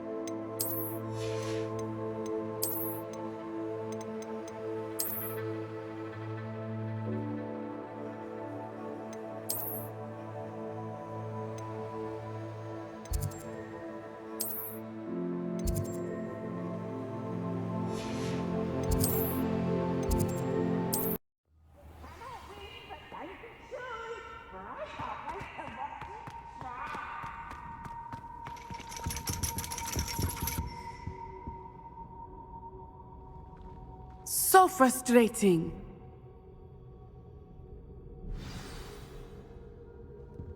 You wanted to speak with me, Mother? I had hoped to speak with you alone, Natsai. Your message mentioned your concern about an unusual creature that was spotted in the woods near Hogsmeade. That could have been anything. You know what it was, Natsai. I am allowed to leave the castle. I am always careful, Mother. Careful? Officer Singer disagrees. She sent me an owl telling me that you have been trying to collect evidence of some kind against dark wizards. She berated me for not keeping a closer eye on you, and she is right. I do not want you visiting Hogsmeade for the near future. But Mother! My little gazelle, you are well-intentioned, but you must not meddle in the affairs of dangerous people. If someone had meddled in Matabeleland, Father would still be with us. I must get to class. Perhaps your friend can get you to listen to reason. So frustrating. She never listens to me. She called you her little gazelle. Is that a term of endearment where you're from? It is specific to me. I am the unusual creature in Hogsmeade she mentioned. Self-transfiguration is not taught at Hogwarts, so I am gently discouraged from practicing it. However, I am an animagus, and it is in my gazelle form that I have been able to wander the Highlands rather freely until now, much to my mother's chagrin. That is how I managed to spy on Rookwood and Harlow. Were you born an animagus, or did you learn to become one? Animagi are not born. The process is quite elaborate. It involves holding a mandrake leaf in one's mouth for an entire month, then placing the leaf in a crystal phial so that it is imbued with moonlight, then adding one of your own hairs. And that is just the beginning. Self-transfiguration is common among students at Wagadu, but Professor Weasley considers it much too dangerous to teach at Hogwarts. Can you choose what form your animagus will take? Oh no, a person's animagus form is determined by their personality. My mother is convinced that my form is a gazelle because I adapt well to any situation. I believe it is because I can sense danger and keep my wits about me. How does it feel to transform into an animal? Well, the first time it can be a bit unnerving. I felt a kind of searing pain and a strong double heartbeat. But it gets easier the more you do it. I no longer feel any pain, and I must say, I find a sense of comfort in the double heartbeat. And I love being able to view the world from a different perspective. Now the nickname makes sense. What an extraordinary ability to have. It is. I love transforming, but Mother is less enthusiastic about it. She says that no creature, especially one as rare as a gazelle, should be bounding about where poaching has become so prevalent. She claims that she has foreseen tragedy befall me in my gazelle form. But she has used her sight to control me too many times. I no longer believe it.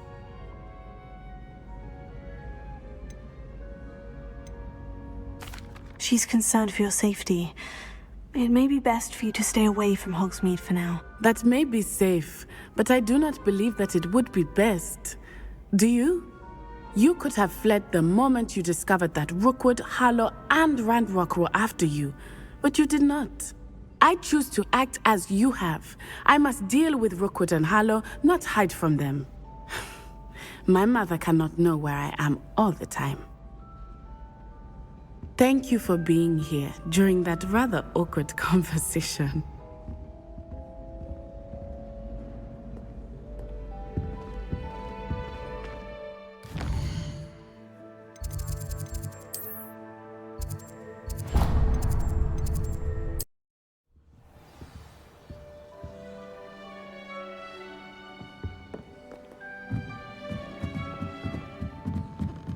Reading can be as magical as any spell. Why can't students see?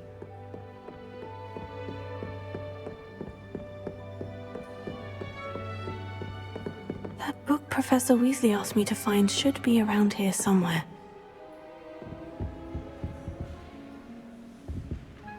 Revelio. Looking for the book Intermediate Transfiguration? Professor Weasley asked me to, get something from that book. May I have it? Did she now? I'll give you this book if you humour me by answering a few questions from my quiz. Quiz? Some people call bits of knowledge trivia. I would argue that no knowledge is trivial. Hence, I have created a small quiz, just for fun, focusing mainly on the lore of the wizarding world. None of the other students will try it, no matter how many times I ask. They all say they have enough with schoolwork. Ugh, they don't value knowledge the way I do. Surely you're interested. I'll even start you off with a few of my easiest questions. A quiz sounds like fun. Splendid! Just a few questions and then I'll hand over this book. Let us begin.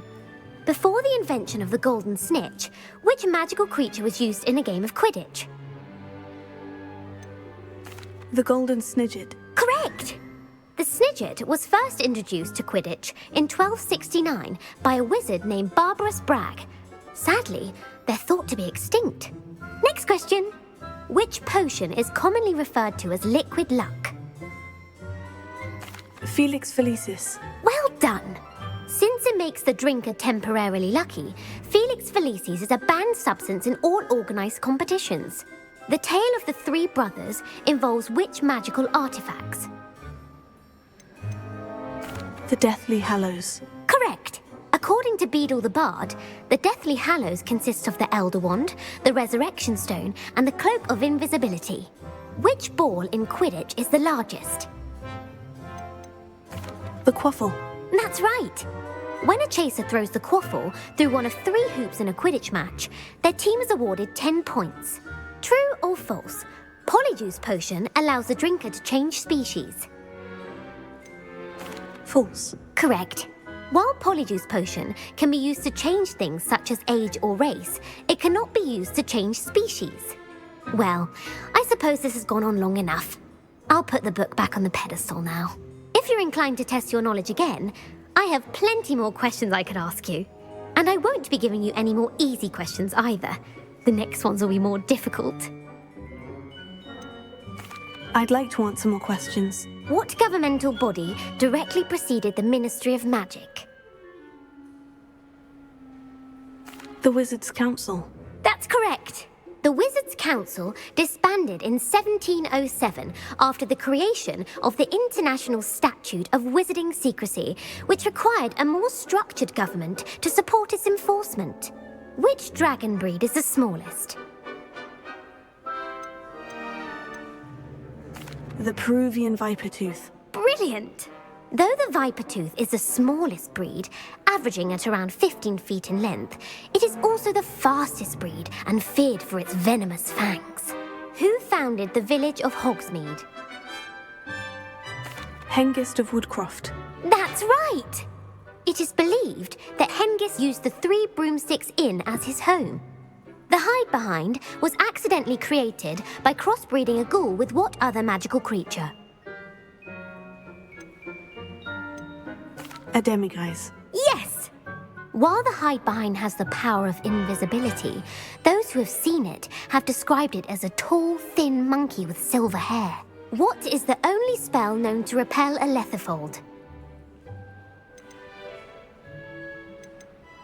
The Patronus Charm. Well done! The only known survivor of a lethifold attack was a wizard named Flavius Belby, who was on holiday in Papua New Guinea at the time. Who published the law of elemental transfiguration? Gamp. That's it! One of the principal exceptions to Gamp's law is that food cannot be conjured, though it can be summoned. What does the Hogwarts motto translate to? Never tickle a sleeping dragon. Correct! In Latin, the Hogwarts motto is Draco Dormiens Nunquam Titilandus. Which magical creature is the only one known to produce eggs through its mouth? The Rune's Paw. That's right!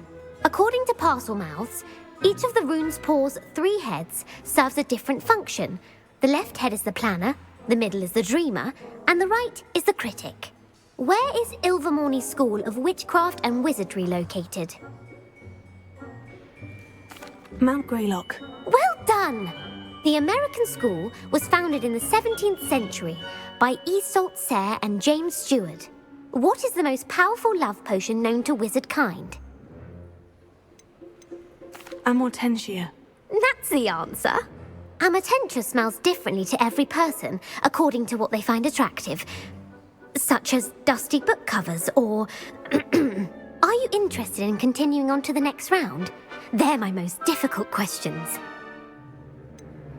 Give me your worst. Wonderful. I do admire your thirst for knowledge. Emmerich the Evil was killed in a duel against whom? Egbert the Egregious. That's right.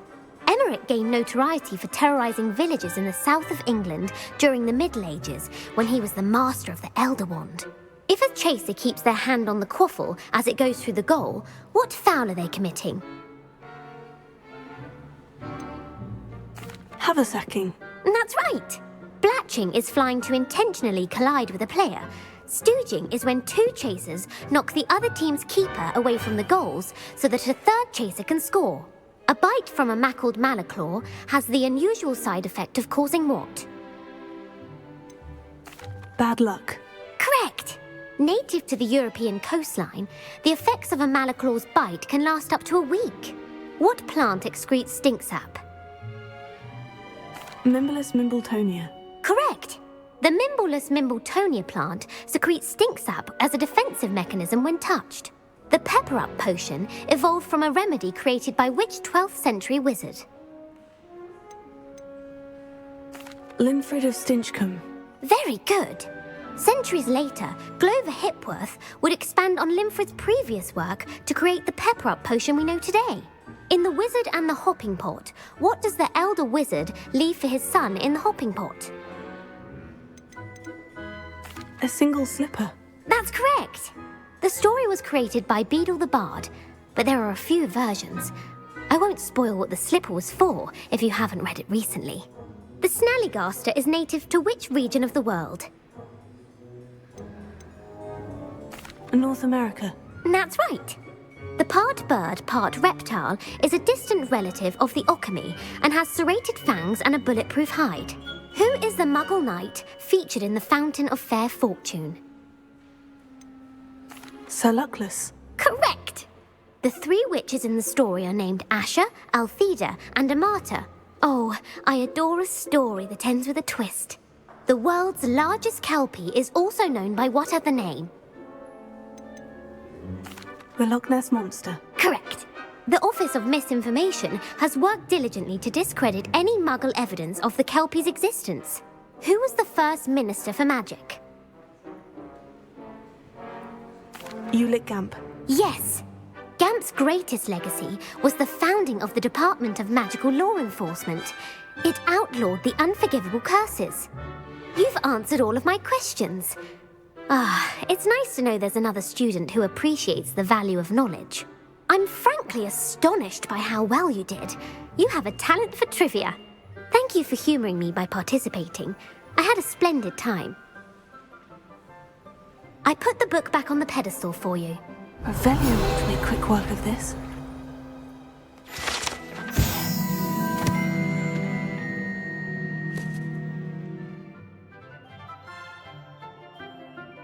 Professor Weasley's tasks are complete. I should attend Transfiguration.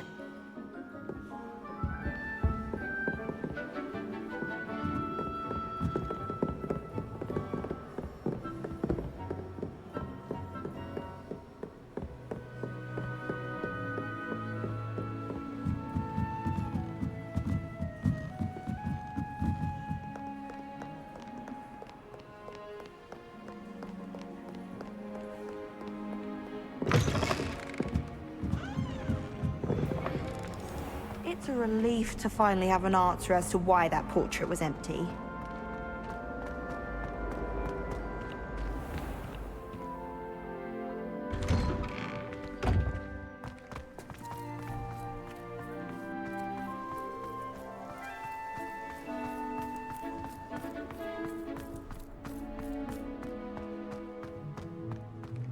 I heard Professor Weasley transfigured the book with all her test answers into an owl to stop students from cheating. Taking owls a bit too literally, if you ask me. I miss having my own bedroom. One of the girls in our room was like chasing us.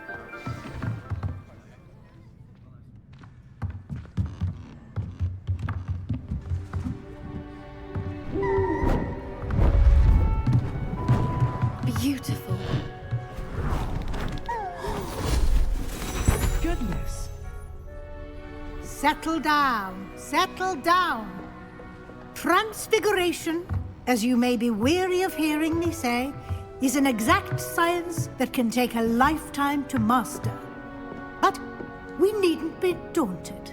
Almost anything can be transformed if you can just perceive the potential within it. As I see in all of you, tremendous witches and wizards, every one of you. Or it could just be my eyesight. Now, you all know what to do.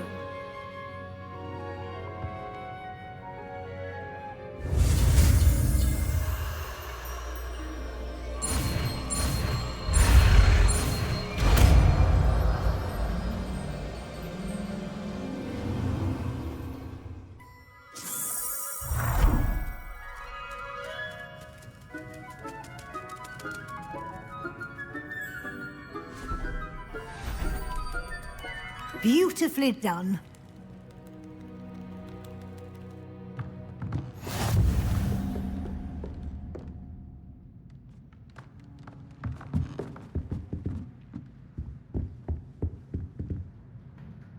You wanted to discuss my progress so far this term, Professor. I did. You seem to have had no trouble in getting up to speed. And frankly, excelling in your schoolwork this year. Thank you, Professor. The extra assignments have been helpful. As I suspected they would be. Now, it seems you've been making excellent use of the opportunities presented by your field guide. Of course, the guide isn't the only measure of success. Deke tells me you captured a unicorn and brought it back to the Room of Requirement. Protecting so rare a beast is an accomplishment of which you can be quite proud. Thank you, Professor. I will say I'm especially impressed with all you've accomplished in light of the rumors of your extracurricular activities. Was your visit to the kitchens and the Hogsmeade graveyard with Nick to bribe a ghost for information connected in any way to Professor Fig? Not at all. I'm fascinated by ghosts and, food, and I was interested in learning more about the castle and the surrounding area. I see. I admire your penchant for learning, but do remember that your classwork and field guide are designed to educate you thoroughly. It'll be the end of the year in no time, and you'll want to be well prepared for your OWLs. I'll provide a final assessment at that time to ensure that you're ready for your exams. Until then, well done. You are dismissed.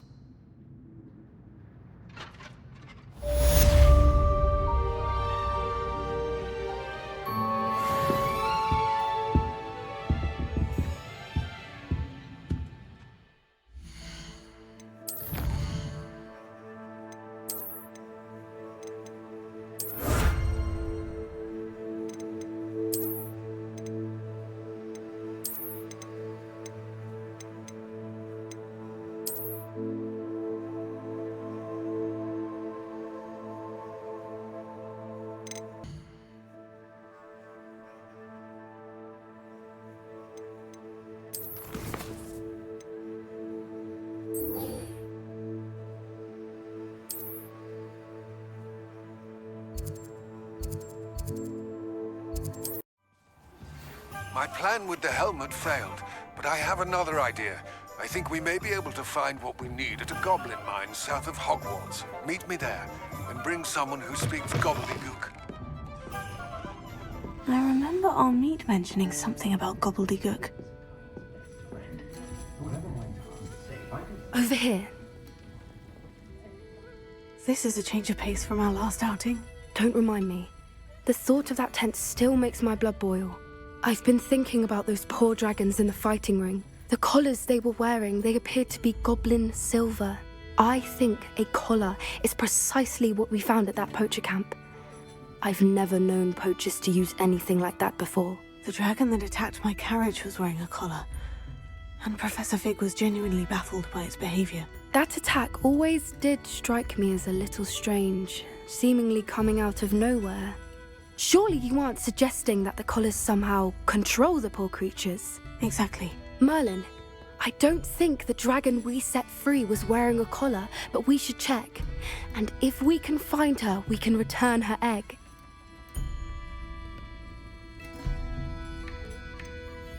Must we? Seems a lot of trouble to go to for a creature we've already rescued. We should see this through. Let me find out where she is. There was something else that I wanted to discuss with you. I didn't want to press it before. It seems I may have caused you more trouble with Victor Rookwood. Why is he after you? Rookwood is working with Ranrock, and Ranrock is after something I found at Gringotts. Fig had a portkey that led us there after the dragon attack. It's a bit of a long story, and Fig had asked that I not speak of it yet. Goodness. Well, that certainly helps to shed light on what we saw at the tent. Don't worry, I'll guard your secret as if it were my own. I shan't press for more details. In fact, I should probably be going. I'd like to track that dragon down as soon as I can. I'll let you know when I have news of her location. Folks still talk about you taking down that troll in the village circle. You certainly made an impression.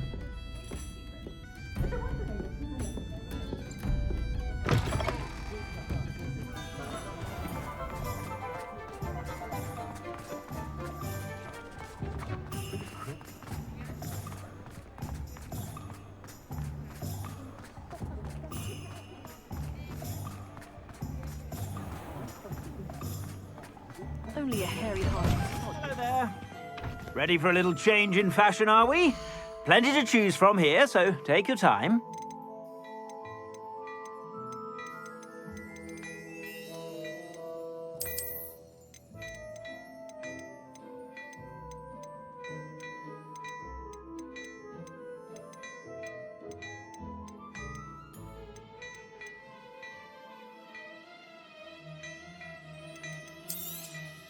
You won't be disappointed. That's a Gladrag's promise.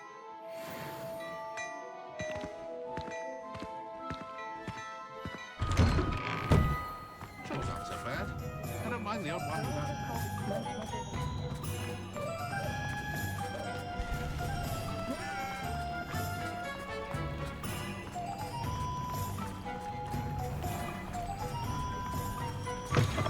Come in. Sorry if there's a smell. New batch of toad-hide. Now, what sorts of beast byproducts might you be looking to acquire? You could never go wrong with those. Good choice, I'd say.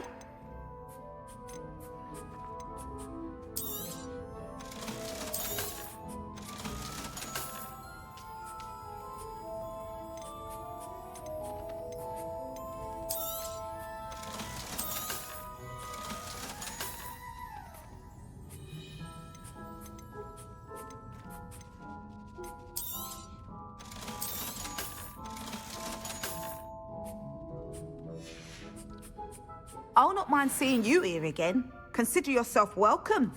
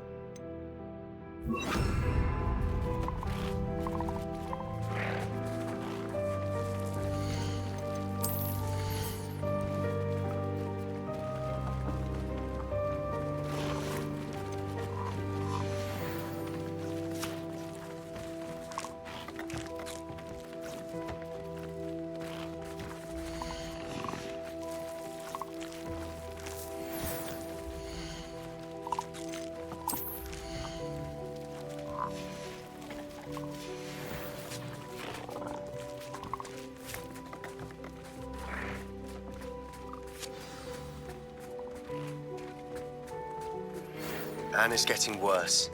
If there is any chance that the relic from Slytherin's spellbook can help her, I must find it. I'm requesting your help. Meet me outside of Feldcroft, near the catacomb.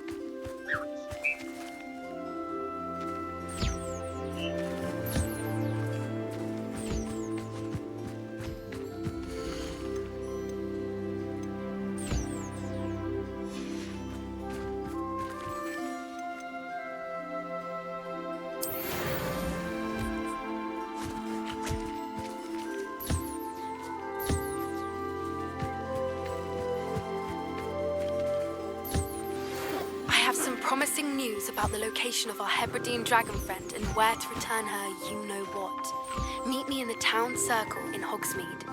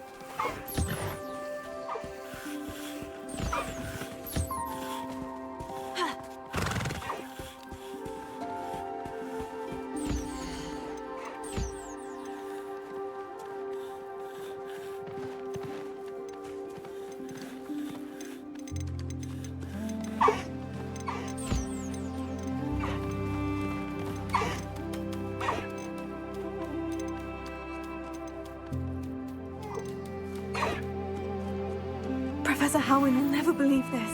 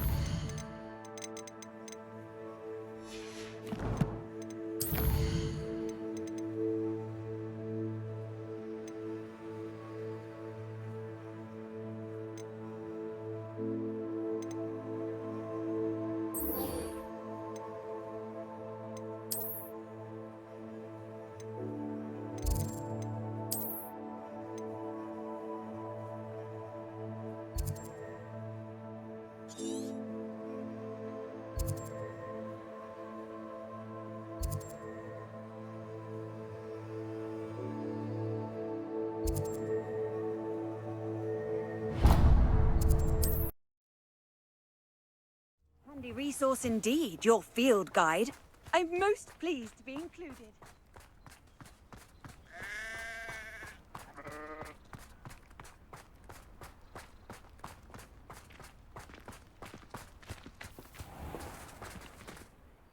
Hello.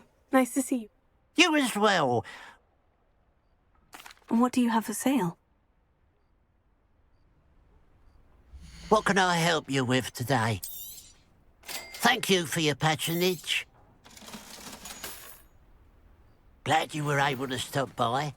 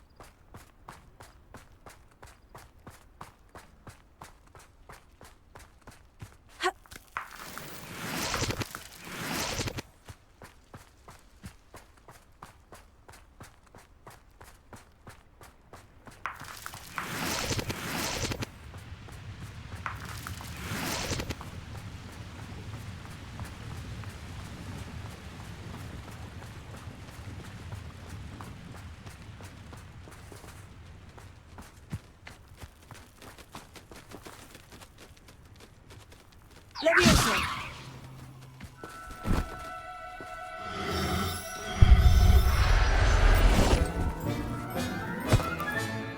I'll look after you.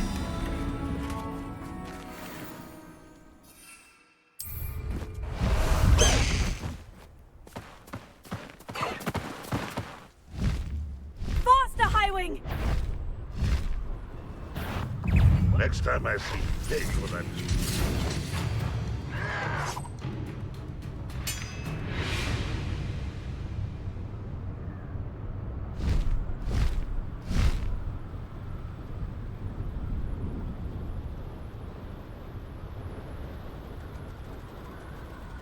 There's no telling what lies in wait for me in there. Slow down now. There we go. You're here. Good. Sebastian, that relic you mentioned. I believe one of Slytherin's students stumbled upon the relic during an assignment to study sarcophagi in this catacomb. From what I read in a report by the student, they weren't permitted to take it with them, so I must assume it's still here. As I mentioned earlier, this relic grants its holder the power to reverse dark magic curses. If it's in this catacomb, I have to find it. For Anne. I need to see her. I'd be interested to know what else the student discovered. Have a look. Unfortunately, there's no name on it, but I suspect if it was important enough for Slytherin to stash in his spellbook, it's worthy of further study. I'm ready to explore the catacomb. Perhaps we can visit Anne when we've finished. Perfect. By the way, Ominous has been asking about you. You didn't tell him what we were doing, did you? I didn't, I promise. Good. Ominous would be livid if he knew what we were about to do.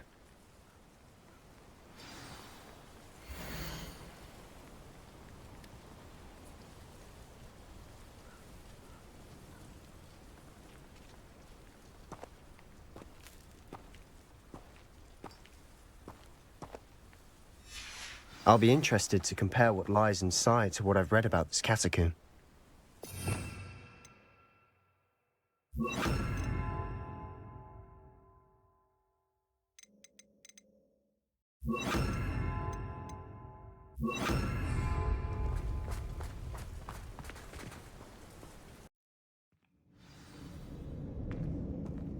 I'm sure that foul smell is the scent of success. Try not to lose your nerve just yet.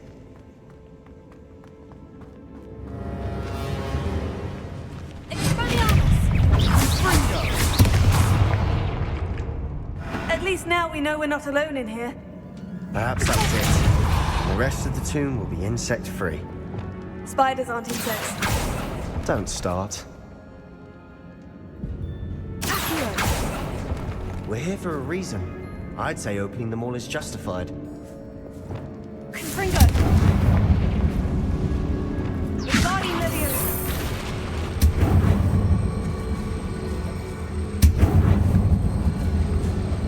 This room is taller than it looks.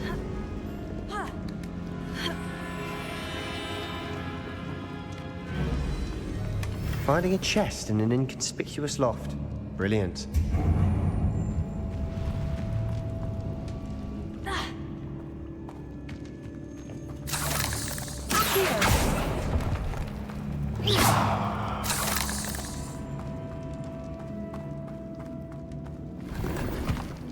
Revelio.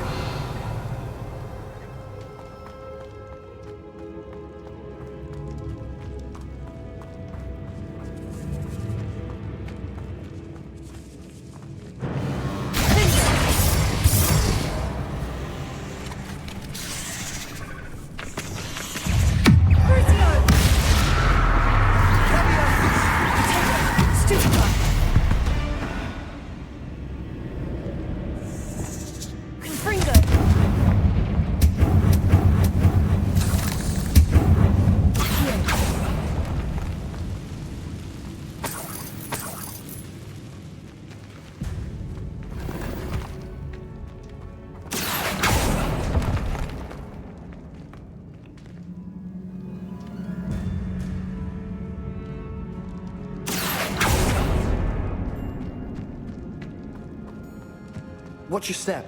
I nearly slipped there.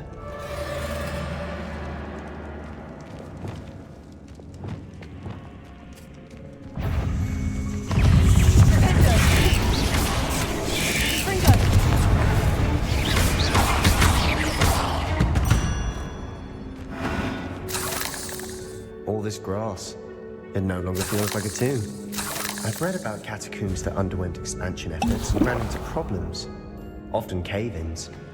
And then were abandoned. Exactly. We'll be fine, though.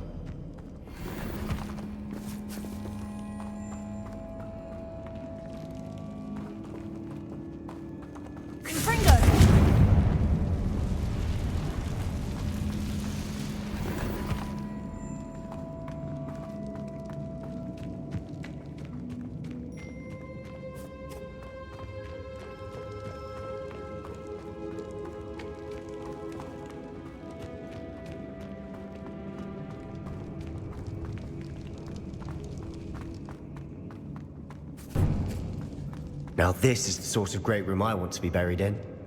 Surrounded by grandeur. Grandeur and then some. Even an altar with a pile of bones. Lovely. Bones outside a sarcophagus. Seems odd.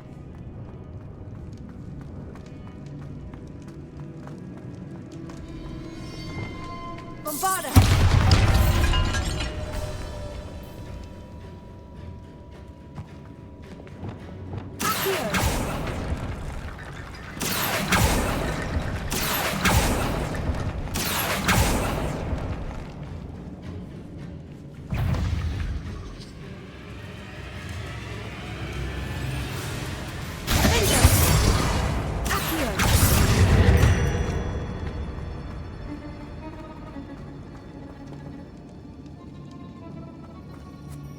There's something here by the altar.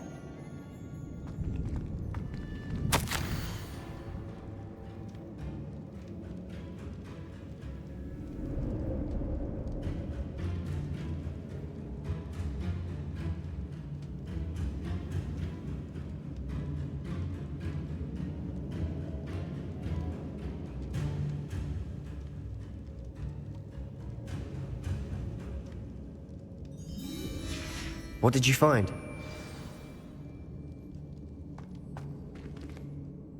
Looks like part of a student's diary. It mentions plans to return for the relic and conjuring barricades using bones. Of course. The student's summary referenced the space beyond the Great Room, which means this can't be a dead end. Let's divide and conquer. You work on sorting out the bone barricades, I'll look around and see what we missed. Hold on to that diary entry. There may be more to it. It does mention something else. It says their next assignment was learning the Imperious Curse. Really? Interesting. We need to focus on moving beyond this room. But let me think for a moment. Do you think the pages were left here on purpose? Slytherin mentioned a student who excelled in charms and always carried a satchel stuffed full of notes. They might have been left on purpose, or the student may have simply dropped them. Of course. I'll start to search for those barricades. Brilliant. There's more to this than even I imagined. Look, bones stacked oddly on either side of this archway. Leave no stone unturned. Or, in this case, no bone.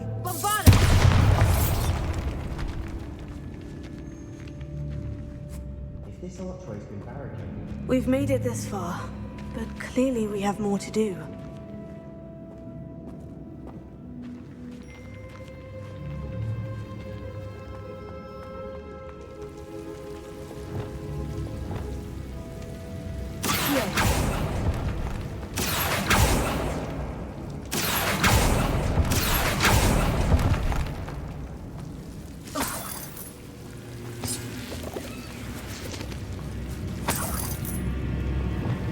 Lumos.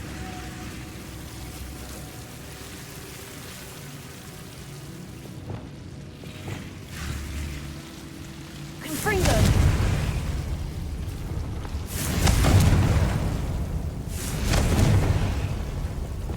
Lumos.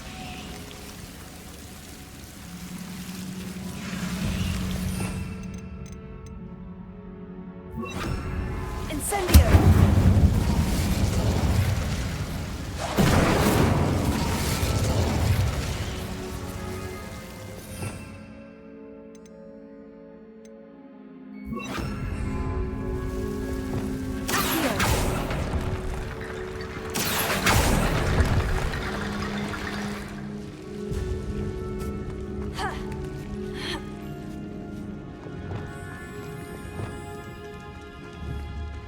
Leviosa.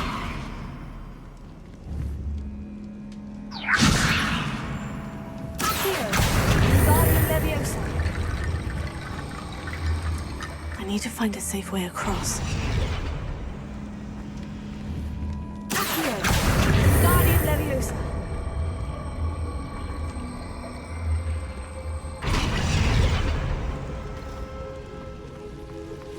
Cryptidome bridge complete.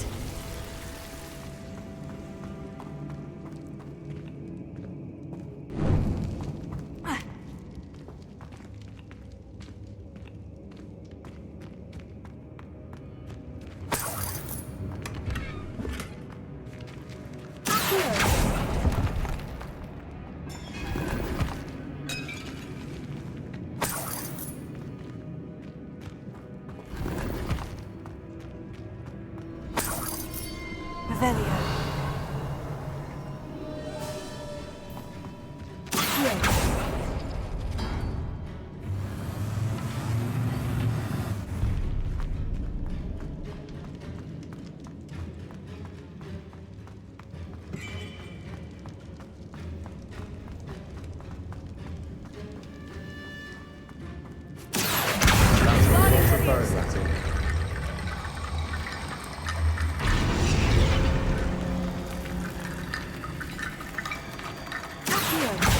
Guardian Leviosa.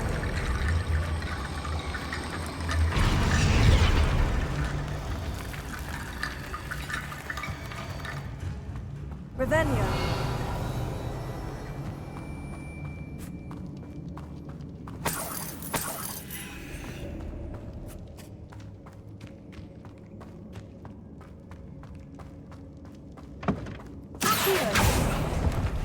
We're in a tomb. I assume eerie sounds come with the territory.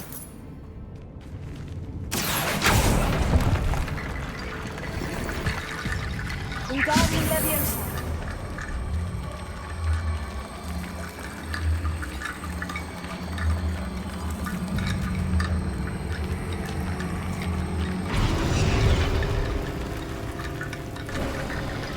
You've done it!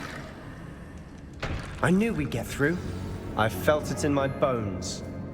Nice. Before we trudge on further, I've just realized something. The student's diary mentions the Imperious Curse. I wouldn't be surprised if we're going to need it here. It's an unforgivable, but useful when you're outnumbered. Places the victim completely under the caster's control. So, If you'd like to learn Imperio, I can teach you. Where did you learn the Imperious Curse? I taught myself. Don't tell Ominous that I've told you. It's not exactly something I can brag about, but it may come in handy. I think you ought to know it. Shouldn't I know more about what the curse entails? Remember the blasting curse? Same idea, except when it comes to unforgivable curses, your intention has to be clear. You have to mean it. It's probably wise to know the spell. I couldn't agree more. A spell that could save your life shouldn't be unforgivable. You have a lot at stake. You have an ability that evidently no one's seen for centuries. Focus your wand movement. It's not an easy spell to master.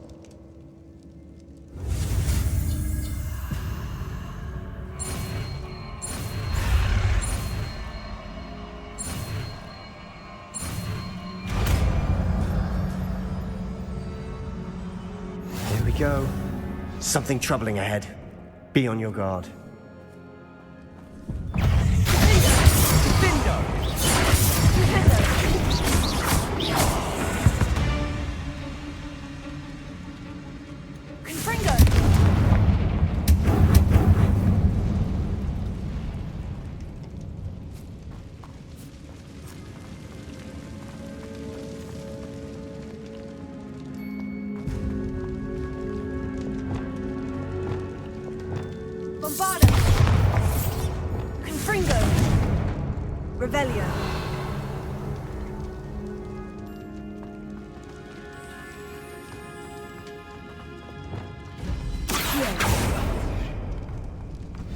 Another barricade. Considering how well you did on the last one, this should be a cinch. How gracious of you. I try.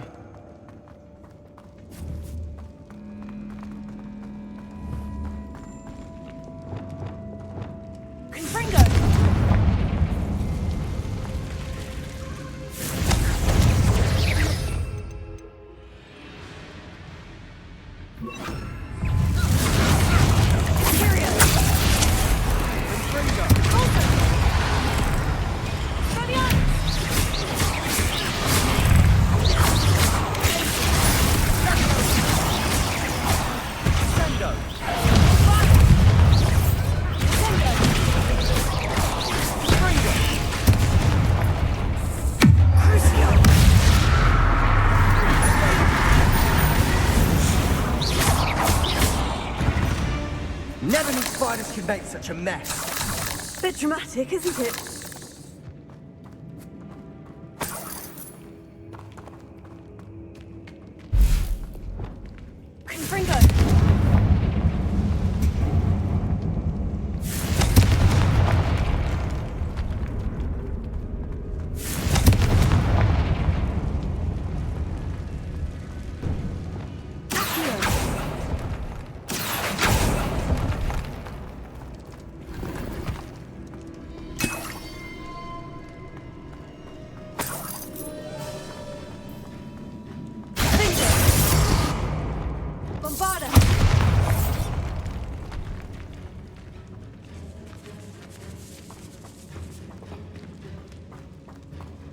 This catacomb has suffered decay, just as the student's summary described. I doubt anyone's been here in quite some time.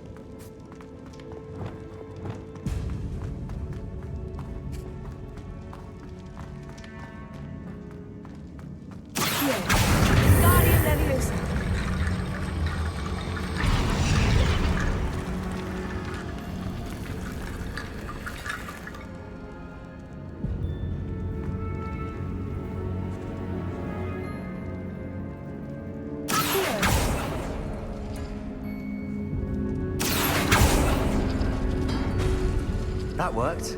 Keep going. Guardian Leviosa.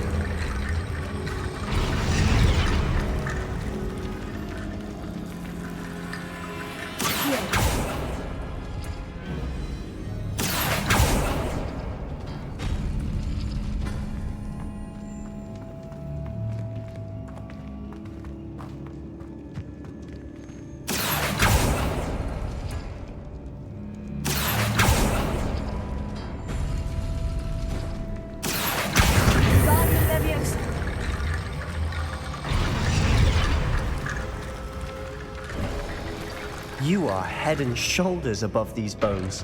Nicely done.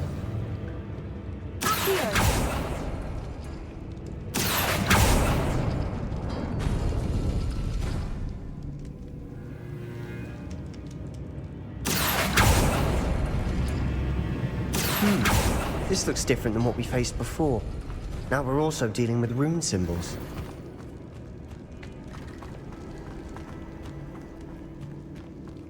I see why Slytherin's student was so entranced with this place.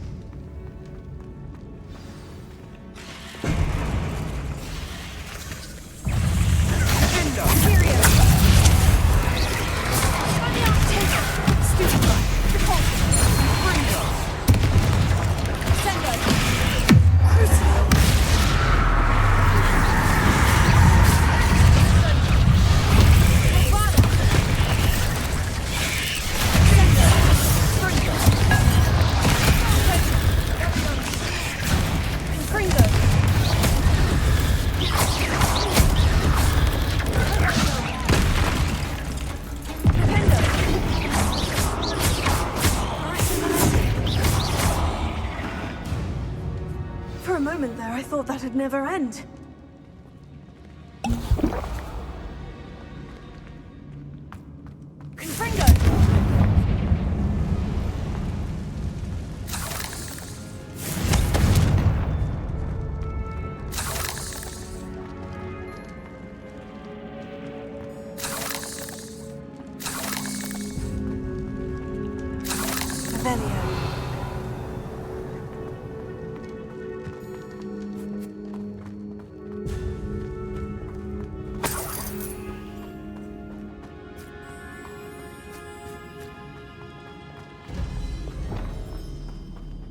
Dead end. Lovely. All that for nothing. Hold on. Don't give up yet.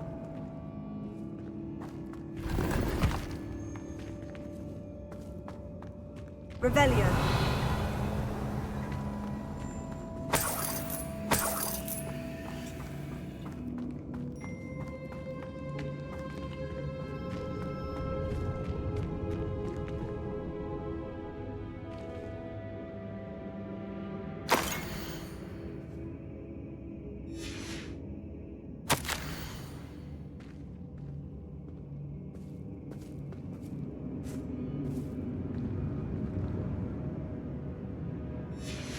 Sebastian, the relic! Look! Could it be? The note and rendition of the relic. It matches. This must be where the student left the relic. I can't believe it. After all this, it lines up.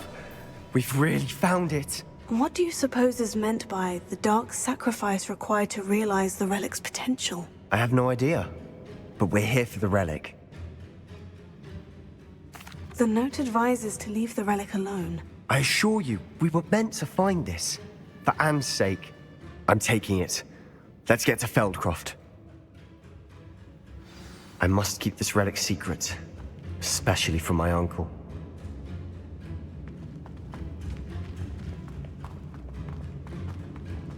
Is that ominous?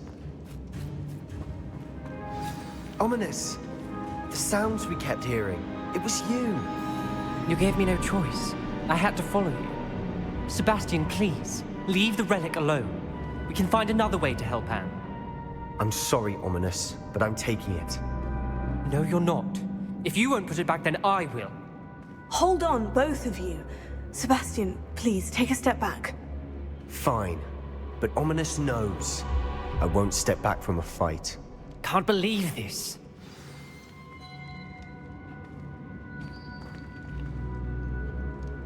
How much did you hear? Everything. I was glad to hear you tell Sebastian to leave the relic.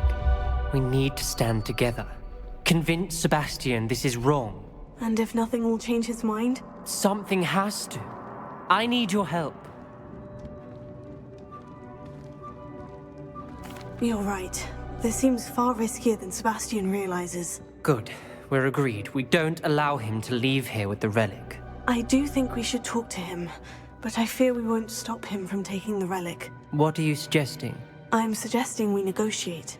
We allow Sebastian to leave with the relic under one condition. After this, no more. I feel that's what we agreed to in the scriptorium. I'm being taken for a fool. You're not, Ominous. This may be the only way to keep your friendship intact. Let's trust him to know what's best. Fine. If I trust him on this, I'm trusting you too. The dark arts seem harmless until it's too late. Go then. Leave with the relic. I'll not say a word more. I hope I don't regret this. Sebastian! We're ready. What is it? I haven't changed my mind. Ominous has. Let's go. What? Ominous? I'll explain on the way. Come on.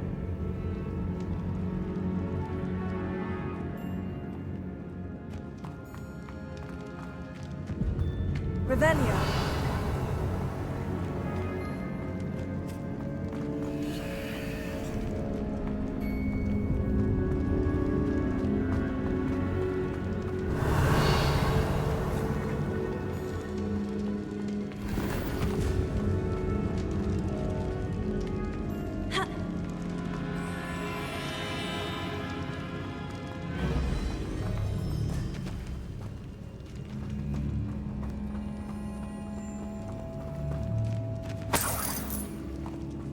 Well, what happened back there?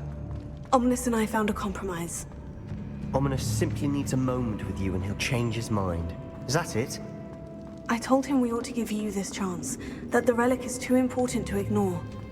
There has to be more to it than that. Tell me.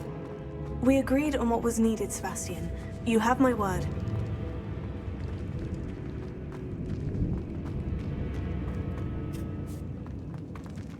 I never wanted to keep all this from Ominous. He just doesn't understand. And I didn't want to worry him all over again.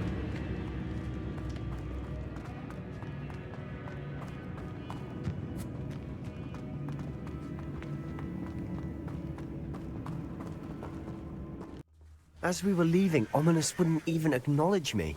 That's not like him. He was troubled, Sebastian. Even though we agreed to it all, it's been a lot to take in.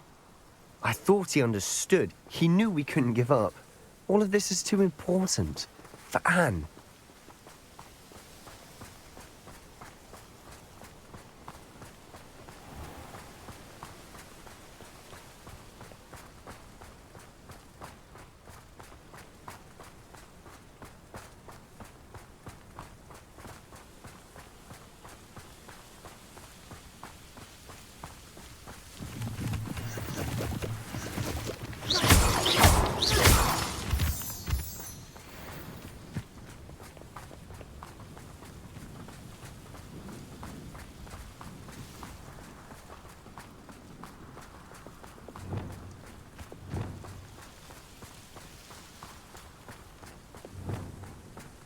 When we get to Feldcroft, I'd rather Anne not know what had to be done to get this relic. She thinks like Ominous. It'd only upset her.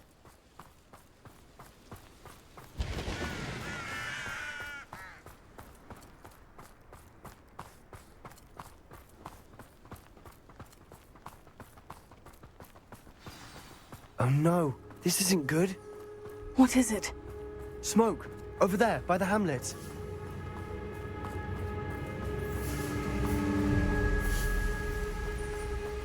Feldcroft's in trouble. They're under attack. Let's hurry.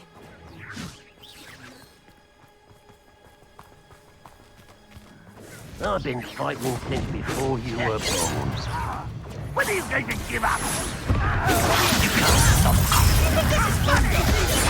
I won't bet. Stupid. The last time. Got it somewhere. Easy.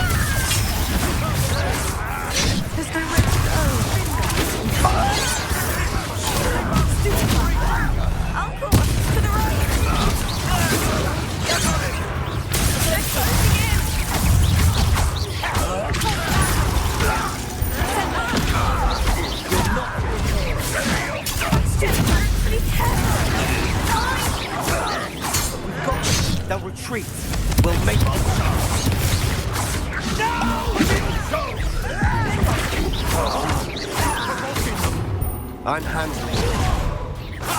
Bring it. Stay back!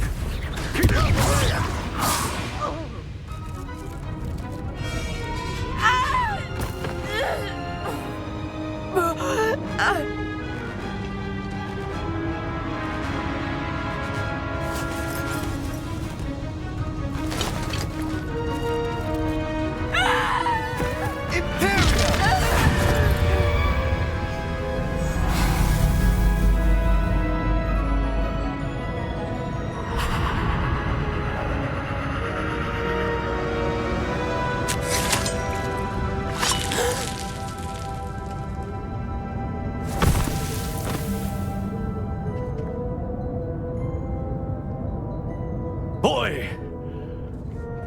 What have you done? Saved my sister. With an unforgivable curse. From that damned book, no doubt. Your father would be ashamed. You've gone too far, Sebastian. Stay away from her. From all of us.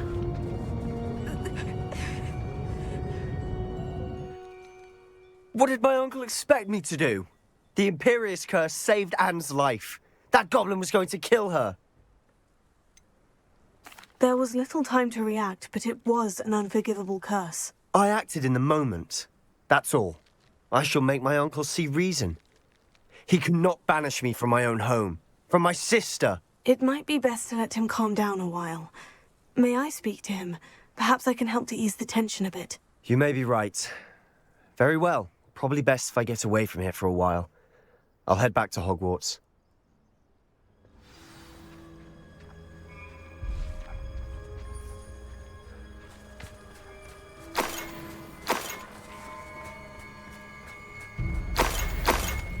Revelio.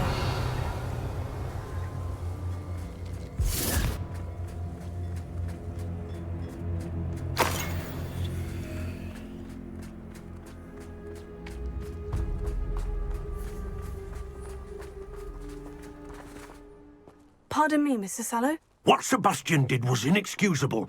You cannot possibly be about to defend him. Sebastian acted rashly, but he acted out of instinct to save Anne. Out of instinct? With an unforgivable curse? This family does not resort to using dark magic even against our enemies. What Sebastian did cannot be undone. That you are defending Sebastian's behavior at all tells me everything I need to know. You are as guilty as he is. Sebastian is to come nowhere near Feldcroft, nowhere near Anne. Unforgivable curses are so named for a reason. If I hear that either of you continues down this path, if either of you uses dark magic, I will notify the headmaster immediately. Why, Sebastian?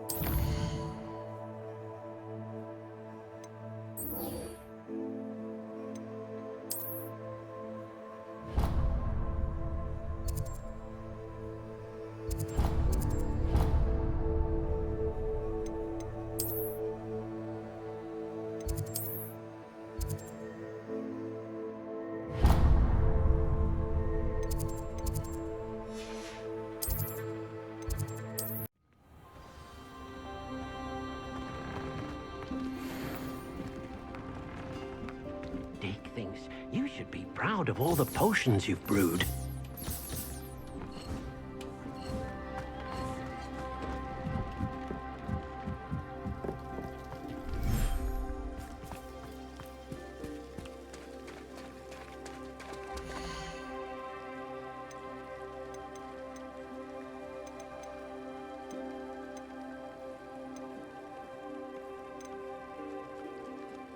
Settle yourself. I mean you no harm.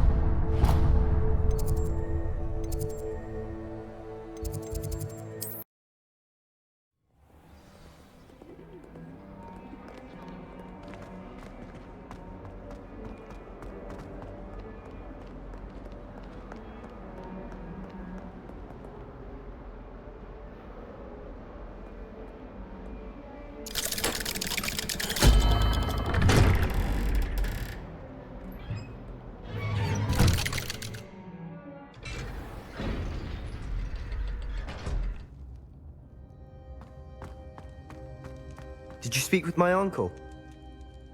I wish I had better news about your uncle and Anne. Well, what did he say? I'm afraid he wants you nowhere near Feldcroft, nor Anne. I had to stop that goblin from killing my sister. He had no right to banish me from my own twin. If he thinks banishing me means I'm going to give up on Anne, he's sorely mistaken. He also said he cannot excuse the use of dark magic in any form, and that if he hears of either of us using it, he'll go straight to Professor Black. Huh? That relic, dark magic or not, is the key to saving Anne. To reverse that curse. I will not lose Anne for good. I should send the crest to Anne. She'll know that we need to meet. I'm afraid I don't follow. Nothing, just a thought. Now I'm more determined than ever to learn what power that relic has. What did you mean you'd send Anne a crest so that she'd know to meet you? We just lost our parents, and we were packing up to go and live with Solomon. We couldn't take everything. She was carefully organizing her prized possessions, a box of artifacts she'd collected to do with our family. Jewelry, cards, old photographs. She got to her favorite, a handmade crest, and without a second thought she handed it to me. "This will keep you safe," she said. "It holds no enchantment, but I've kept it with me since. That's how I can reach Anne. I'll get the crest to her with plans to meet." Be careful, Sebastian. Your uncle could intercept it. We'll be expelled. Even if Ominous is upset with us, he has no love lost for his family. He'd use their connections to the headmaster if we needed his help. I shall wait to hear from you then. Thank you. I very much appreciate you standing by me through all of this. I'll send you an owl when I have news.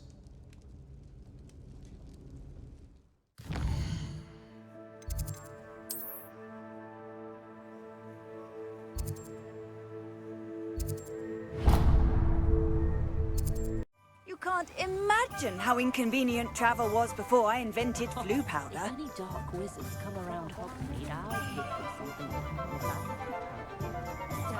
It's not like her to forget.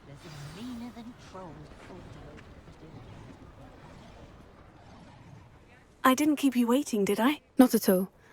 I was just at the post office. Gran told me to expect a package, but it looks as if she forgot to send it. She didn't send me an owl this week either. Perhaps she's busy with her research. What was she sending you? Only some feed she's been developing. I was going to give it to Professor Howin for the measles. What kind of research is she doing? It varies from week to week, but it's always to do with creatures. Last week she was studying leg knots in Plimpies. What did you find out about the dragon you were tracking? I realized that she didn't know the poachers had her egg, so when she left Horntail Hall, she would have headed straight to her nest. I went back to the tent and tracked her flight. How do you track a dragon long after she's gone? Tree canopies, burn marks, things like that. Well done. You certainly know what you were doing. I can't be certain, but I have an idea of one place she may have been heading. I thought we might go and see it for ourselves. Of course. Shall we leave now? If that's all right. I want to see how she's faring if she had a collar on. And she's likely frantic about her egg. Here we are. I do think this is where we'll find her. The terrain's typical of where the breed would nest. I suspect it's how the poachers found her to begin with. They likely camped here and logged her patterns. Perhaps nabbed her first and then her egg. Dragons are hard enough to wrangle, let alone maternal ones. You got all of that from simply standing here. You'd be surprised how easy it is to think like a poacher. Shall we see if she's home? We only need to return her egg. You're making this sound simple, but this is a dragon after all. Hebrideans can be aggressive, but they're also clever. She caught on quickly enough when you showed her how to escape the tent. She'll understand why we're here once she sees her egg. Then we can be finished with the poachers once and for all. I don't suppose you've thought about keeping it, have you? No. It belongs to her. Keeping it will make me just as bad as the poachers. If you're right about finding her here, how do we go about returning the egg? Her nest will likely be in the heart of her den. which she will be keeping guard over. It might also be more charred than anywhere else, I imagine. Well then, let's find our dragon and return her egg. Wonderful. If she sees us flying about, she might take it as a sign of aggression or food. We should stay on foot. Oh, and one more thing. Let's not agitate her. Goodness knows she's been through enough already. I'm ready when you are.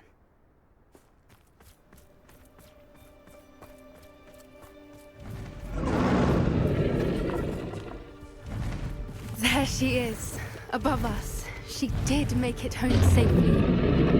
Oh, good. It looks as if she wasn't collared like the other dragons.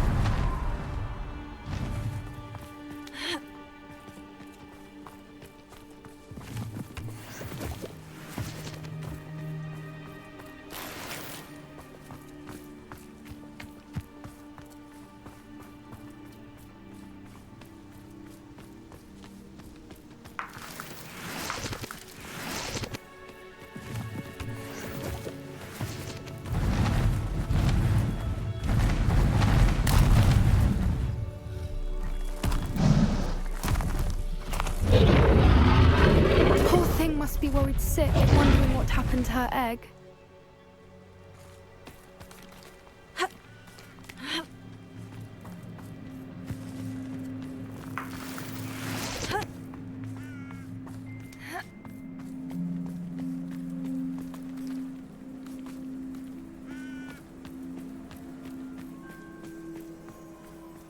For what it's worth, she doesn't seem to have spotted us yet. Let's hope it stays that way.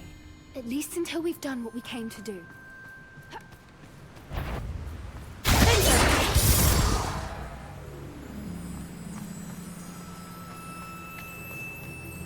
I wonder how many they brought to capture her. At least 10 usually.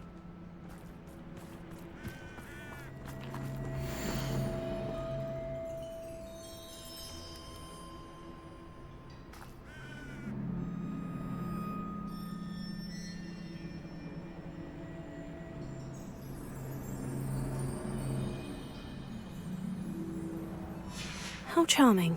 They keep in touch with each other.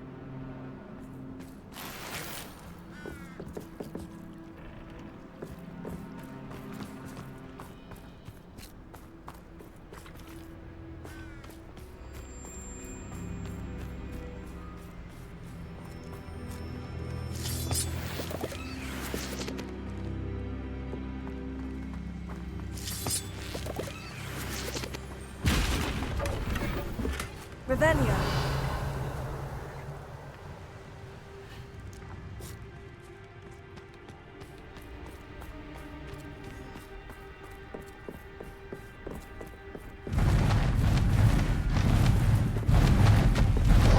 There she is again. She's breathtaking. From a distance.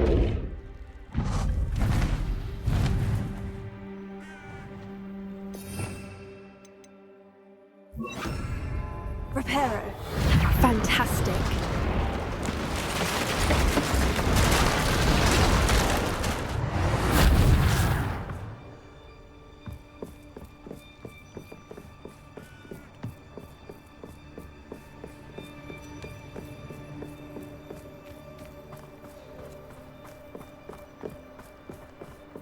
I wonder how good her eyesight is. I beg your pardon? I don't imagine the poachers fed her well, and from a distance, we probably look exactly like sheep to her. Hebrideans love sheep. How lucky for us.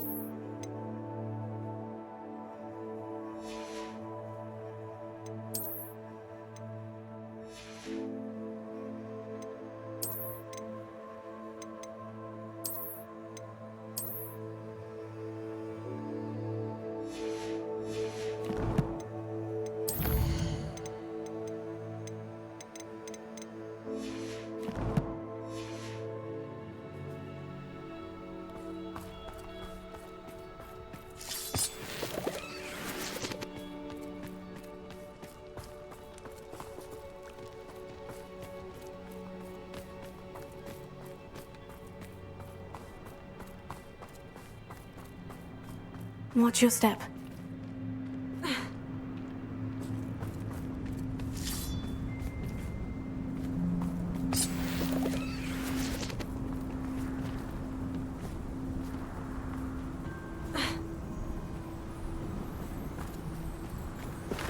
Pity. She must have been starved to pick off a grubhorn. Or just raring for a fight.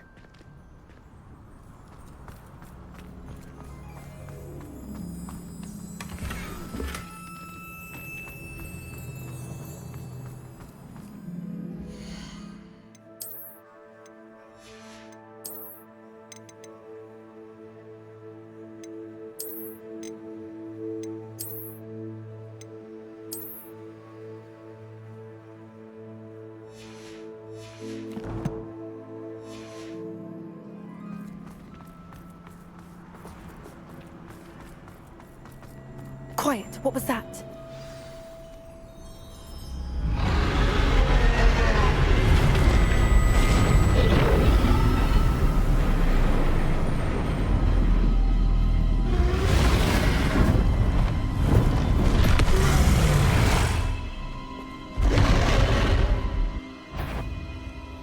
Well, there's no turning back now.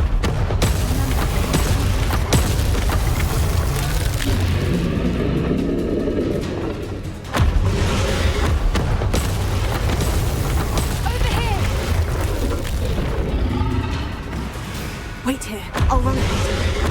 Whenever you're ready, I'll follow your lead. I'll draw her attention. Follow when it's safe.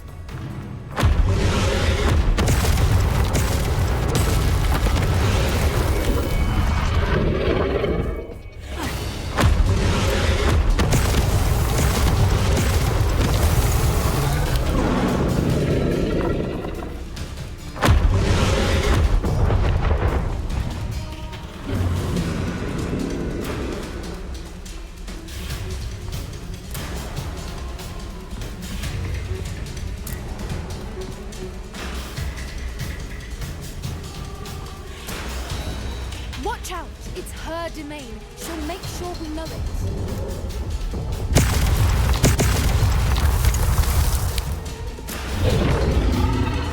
Keep at it. We've just got to make it to the next. Oh, she isn't making it easy.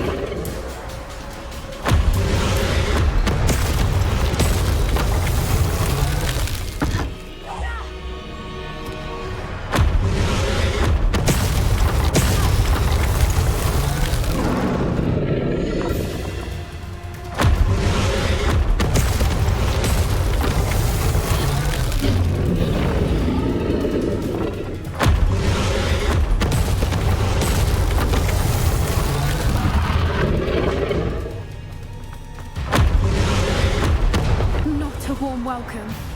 It's a little too warm if you ask me.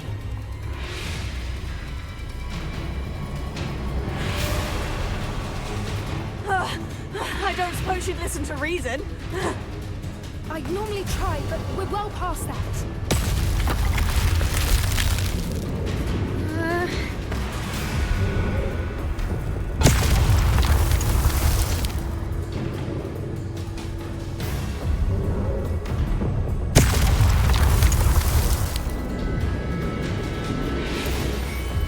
Opening below her.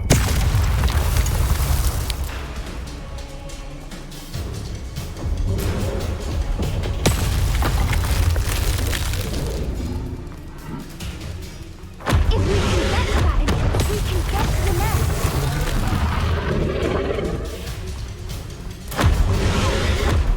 Look! Underneath! I think we're close.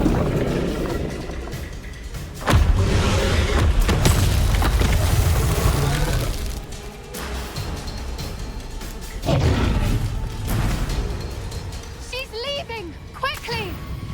Brilliant!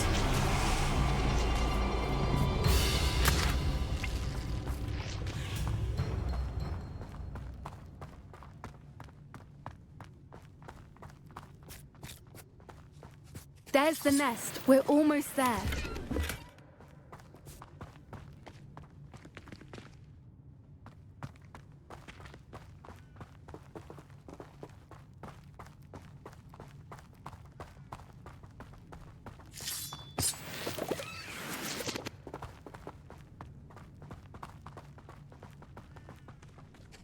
Why is every bridge here broken? Repair.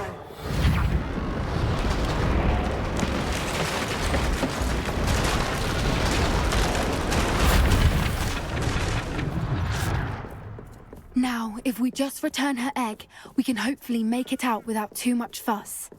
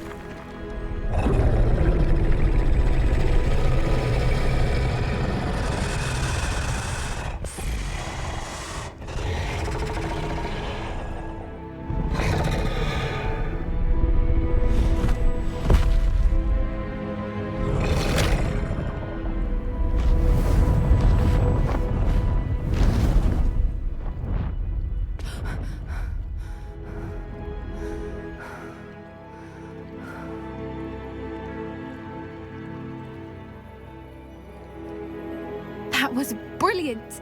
And did you see how clever? She left us perfectly unharmed. That's rather generous, isn't it? She did try to kill us the entire time. Only until she saw her egg, at which point I thought she rather warmed to us. The important thing is that we survived it, and we returned her egg.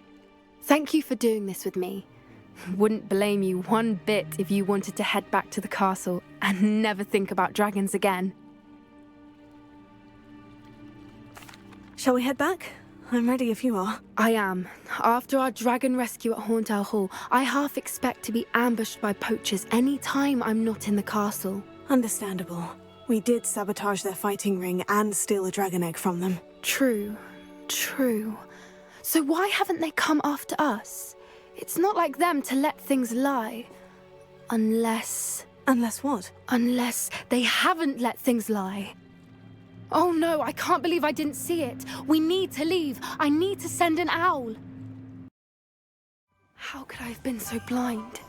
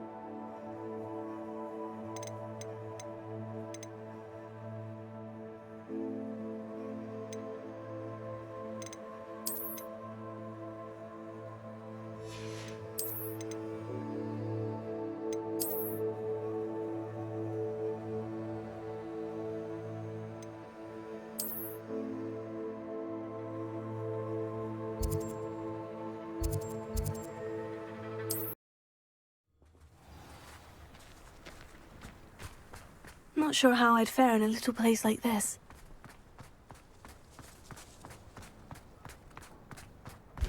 Oh, my sincerest gratitude, you brave soul. Work hard and don't be afraid to fail.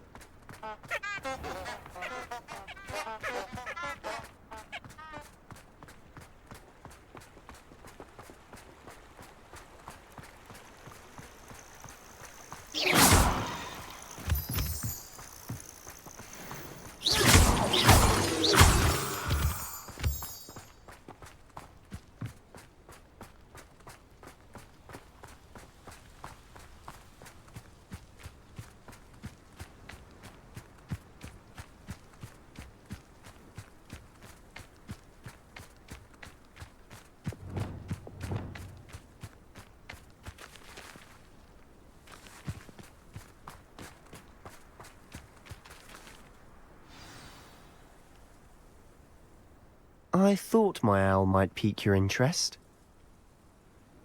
I came as soon as I could. I'd been so preoccupied by all that happened with Ominous in the catacomb, not to mention my uncle's reaction, that I'd almost forgotten what it was that struck me about that triptych. This is the view painted on the canvas that was left on it. That's incredible. You know this area well. And while I was waiting for you, I scouted around and discovered an abandoned mine nearby, surrounded by Ranrock's loyalists. Do you think there's a connection to the triptych? I've no idea, but perhaps they're searching it, the way they did Rookwood Castle and Isidora's Manor. How do we want to handle this? We need to see what they're doing, but let's not draw their attention. Very well. And I still have that rune symbol we found on the triptych. If there is a connection, I suspect we'll see that symbol again. After you.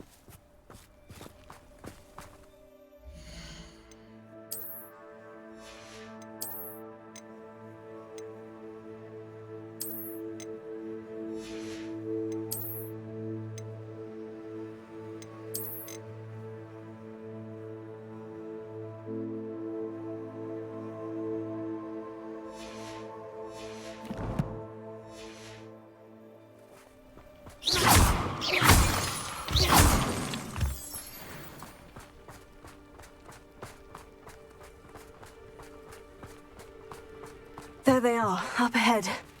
I'll let you lead. Goblins will finally rule over wizards. Silent as a grave. No one enters this mine. Kill anyone who tries. Ranrock's loyalists are out for blood.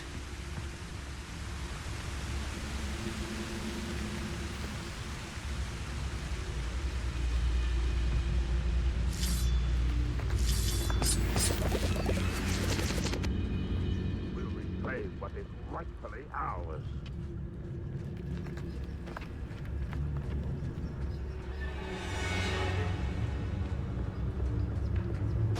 This is going well. We make a good team. We do at that. Once again, we could fight our way through, or be discreet. You know which one I'd choose. Perhaps we can find an alternate route up ahead. Sneaking around has its appeal.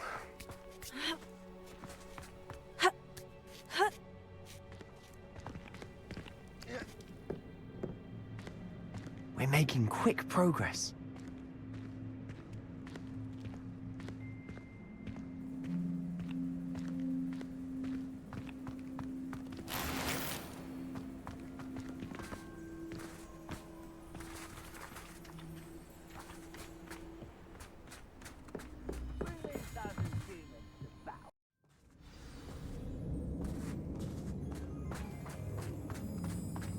For better or for worse, we're in. One there.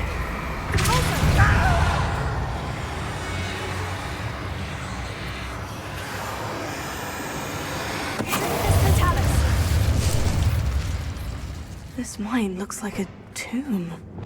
It was closed after accident reported. Now I see why.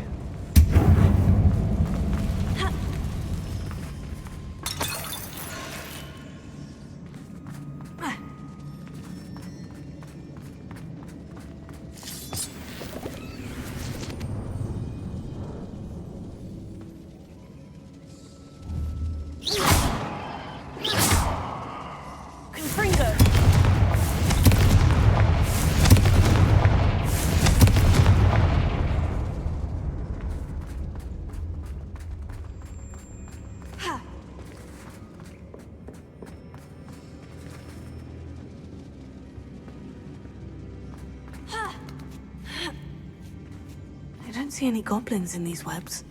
Too disgusting for even a spider to prey on.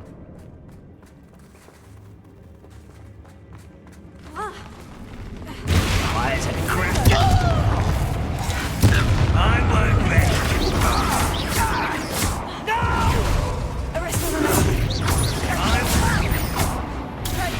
How many of Ranrock's loyalists are in here? Too many. They definitely think there's something here they want.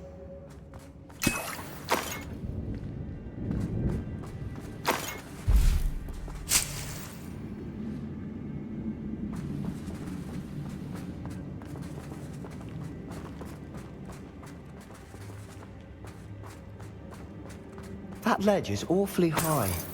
Any ideas?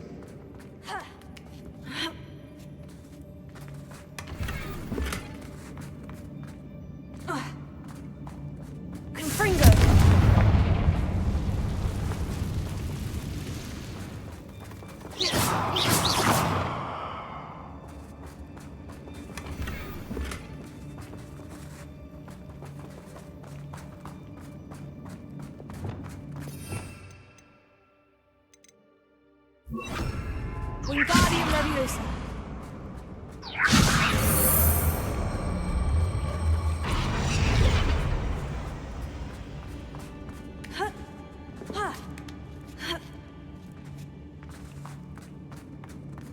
It's no wonder spiders give people Hairy legs, or the solar size, or the venomous fangs, or any number of endearing qualities, really.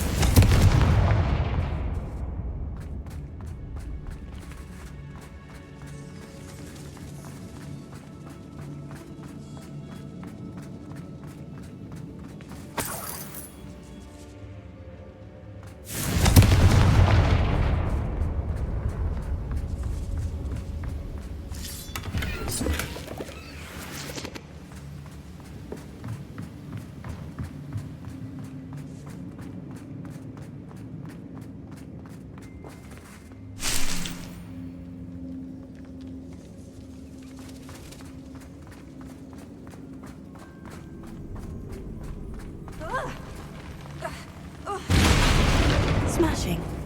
Should have thought to conjure stairs.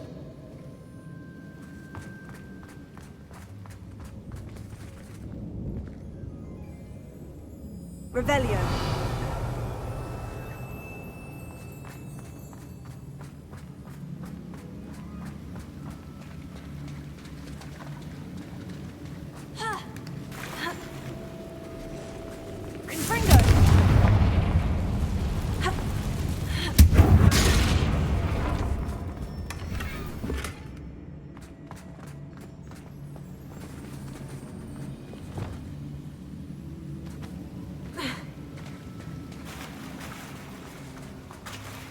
That bridge is...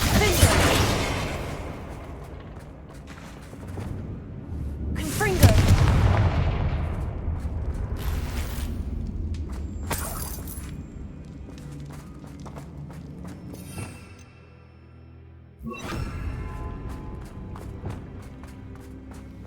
Reparo.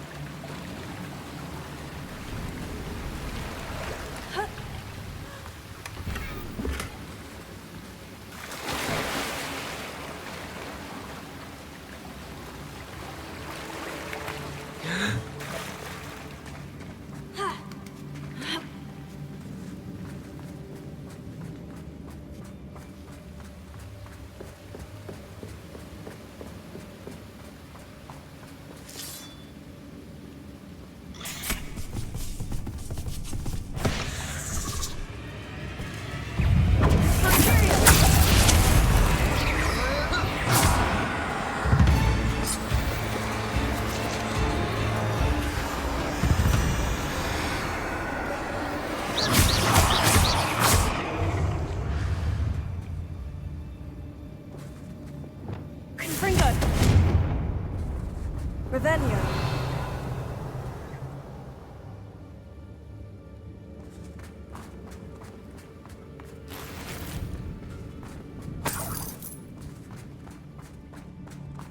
We're making quick work of them. Professor Hecat would be proud. She would at that. Ranrock's loyalists have all but declared war. Lumos. Lumos! Confringo.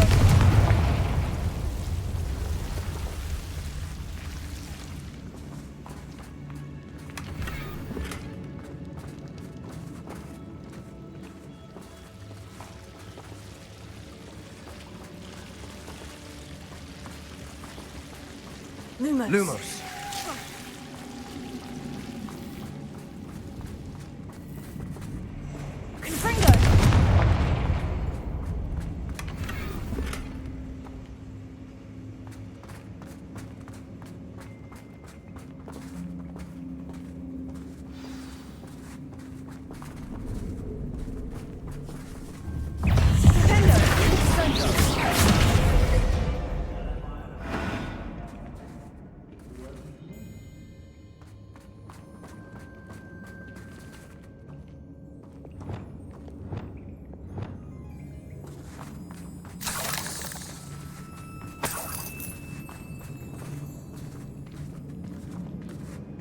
we've still not seen a single rune symbol. I think we're going to be a bit distracted from runes for a moment. An unwelcome distraction at that. We have another fight on our hands. I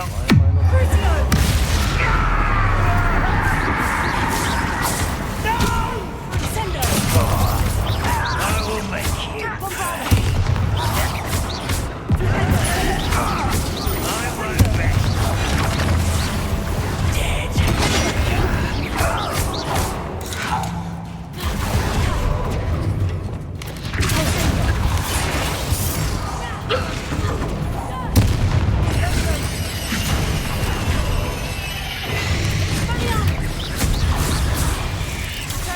We're not finished yet. It's almost like they were waiting.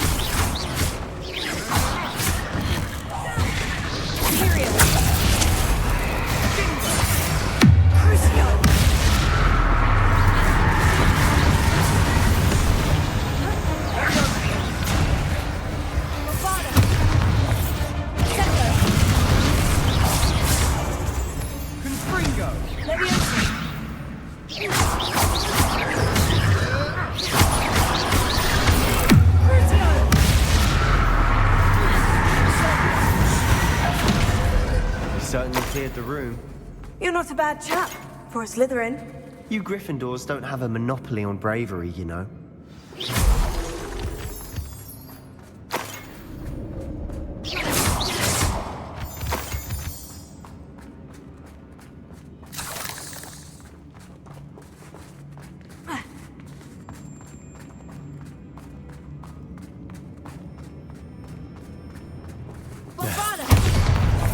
Have a look around in peace.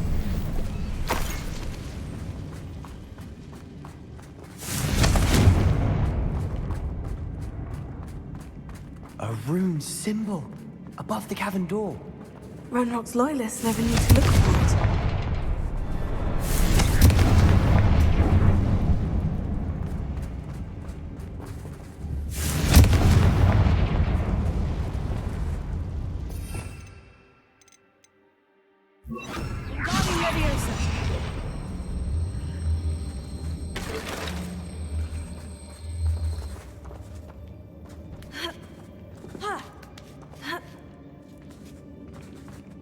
I wouldn't be surprised to find a couple more rune symbols.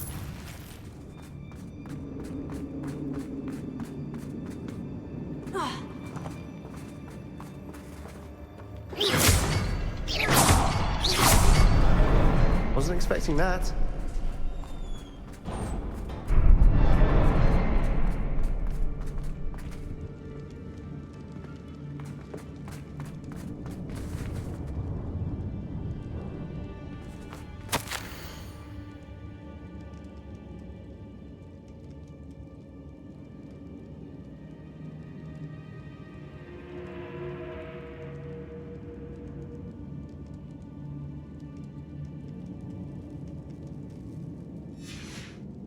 What do you have there?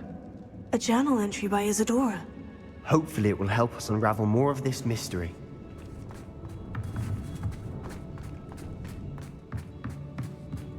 Another passageway. We should search the room first.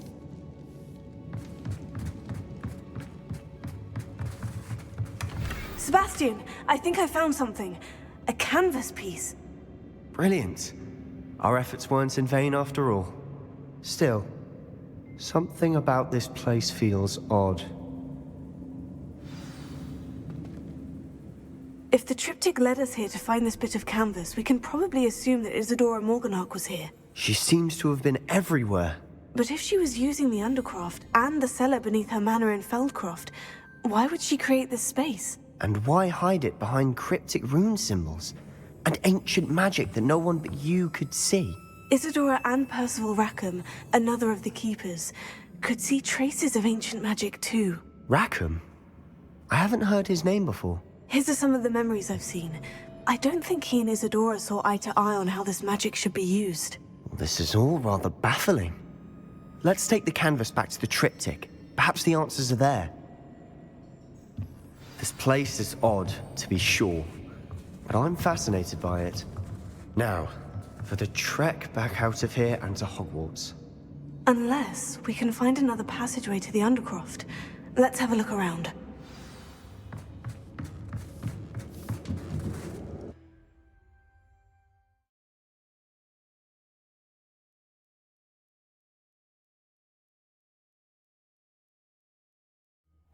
And now for the moment of truth. It has to fit. Please tell me you recognize the location in this bit of canvas. The good news is I do, in fact. And the bad news? We're in for more trouble. I know that coast. Ranrock has taken over a huge mine in the surrounding area. Mornweem has suffered for it. It's as bad as Feldcroft's become. Should we head there now? We should wait. Why? All this time, we've been a step behind Ranrock. I may know someone who could help us get ahead. Who is that? Someone who knows Ranrock personally. They asked me not to mention their name to anyone. A goblin? Tell me I'm wrong. You know goblins cursed my sister to shut her up. Said she should be seen and not heard. I do, but not all goblins. Not all goblins what? Have you forgotten Feldcroft? Have you forgotten the mine we just went through? No, Sebastian, I haven't. You're not listening to me. Why would I listen to someone so ignorant? You don't know what you're saying. Take a breath for a moment. Oh, I know precisely what I'm saying. Unbelievable.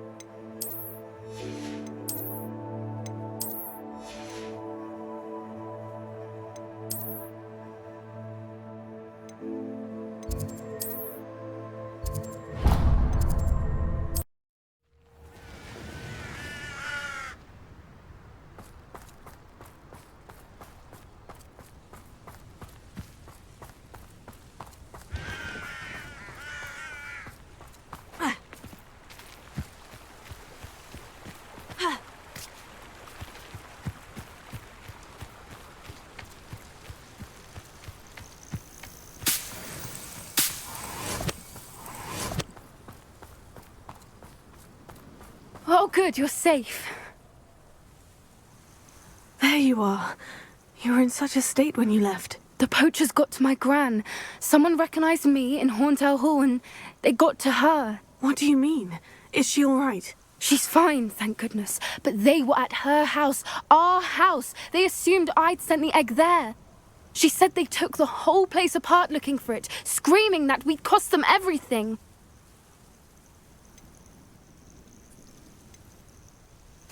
I'm sorry, Poppy. I'm glad she's all right. I don't think either one of us could have anticipated that. I should have known. I underestimated the poachers. And now another creature's in danger. What do you mean? The poachers refused to leave empty-handed, so they took valuable journals that Gran had discovered when she was researching rare creatures. One of them contained theories about a secret hiding place of the Snidget, long thought to be extinct. Exactly what kind of creature is a Snidget? It's a small bird with golden feathers. It's incredible. It has rotational wings that allow it to dart quickly in any direction. In fact, the golden snitch in Quidditch is based on the Snidget, which barbarically was actually used in the sport hundreds of years ago. Why would Snidgets be valuable to poachers? They could make more money with Snidgets than they ever would have fighting dragons. The golden Snidget's feathers and eyes are incredibly valuable. That's why they're believed to be extinct.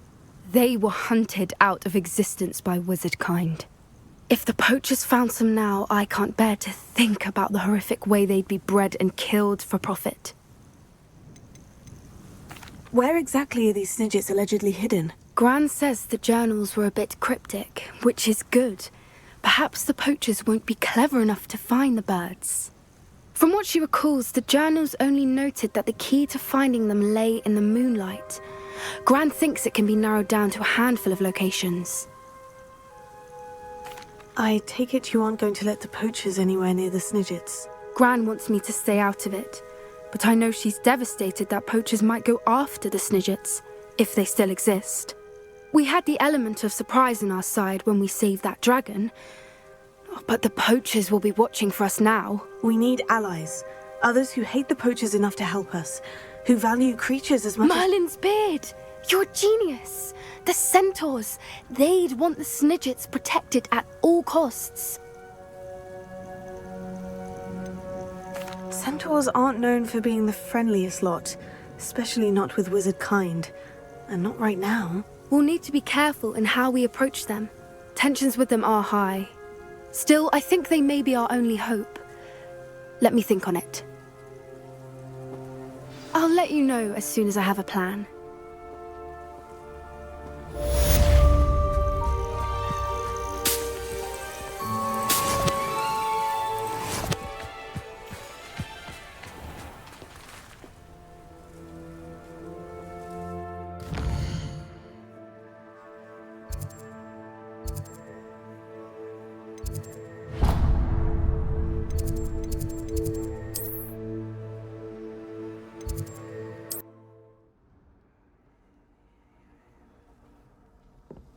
I've always said that travel broadens the mind.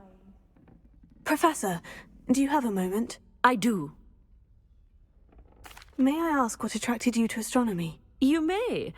Might I assume from your inquiry that you wonder how anyone may have an interest in astronomy? Oh, not at all, Professor. I find it intriguing and wanted to know more about your work. Ah, that is good to hear. So often those who do not fully understand all that can be gleaned from the stars question astronomy's relevance. Misperceptions frequently arise due to the confusion of astronomy with astrology, the ridiculousness of which I shall not deign to discuss. To answer your question, it was my dear sister who first sparked my interest in stargazing. The two of us spent countless nights on our rooftops staring at the cosmos. It was one of the only subjects we could study together. I'm not sure I follow, Professor. Why was that? My sister is a squib. Clever, hard-working, and generous, but a squib nonetheless. The only non-magical child born to our family in generations, poor thing. Although she manages exceptionally well. Your poor sister. What an unfortunate situation for your family. Yes. However, to her credit, while she was once disappointed not to attend Hogwarts, she has excelled in Muggle school.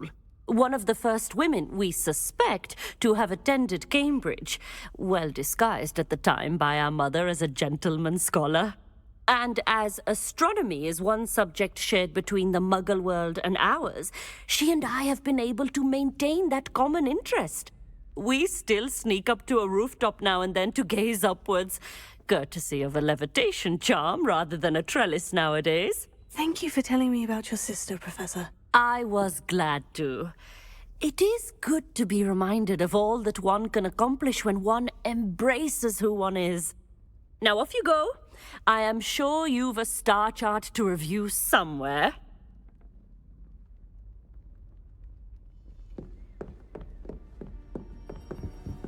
My parents were thrilled to hear that black...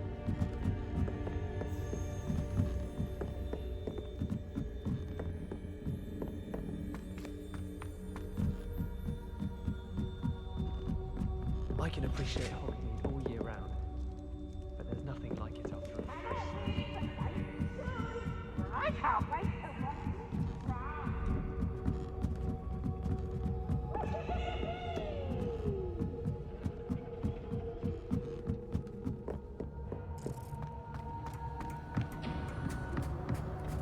Hello there.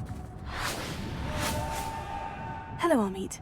Do I recall you saying that you speak gobbledygook? I did. I mean, I do.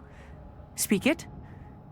Is this to do with the goblin I saw you with in Hogsmeade? It is. His name is Lodgok. We could use your help with something. He's waiting for me near a goblin mine. Would you be willing to help? Of course! How exciting! I mean, well, might this be dangerous? I think he simply wants to show me something that involves gobbledygook. If it helps, he's a friend of Serona's. Good to hear. Good to hear. If Serona trusts him, then I feel much better. You said you know gobbledygook, but how well? I've been reading it for as long as I've been reading English. My parents have an extensive library. Once I grew bored with the classics, I devoured goblin writings. I'd tell you some titles, but you wouldn't understand them. Have you ever spoken directly to a goblin? Unbelievably, no. I'm so looking forward to it. Actually conversing in gobbledygook with a native speaker. Cannot wait to confirm subtle bits of pronunciation and tone that may have eluded me, being self-taught and all. Lodgok is waiting. Shall we go? Of course. I just want to check the pronunciation of a couple of key terms first. So I will meet you there.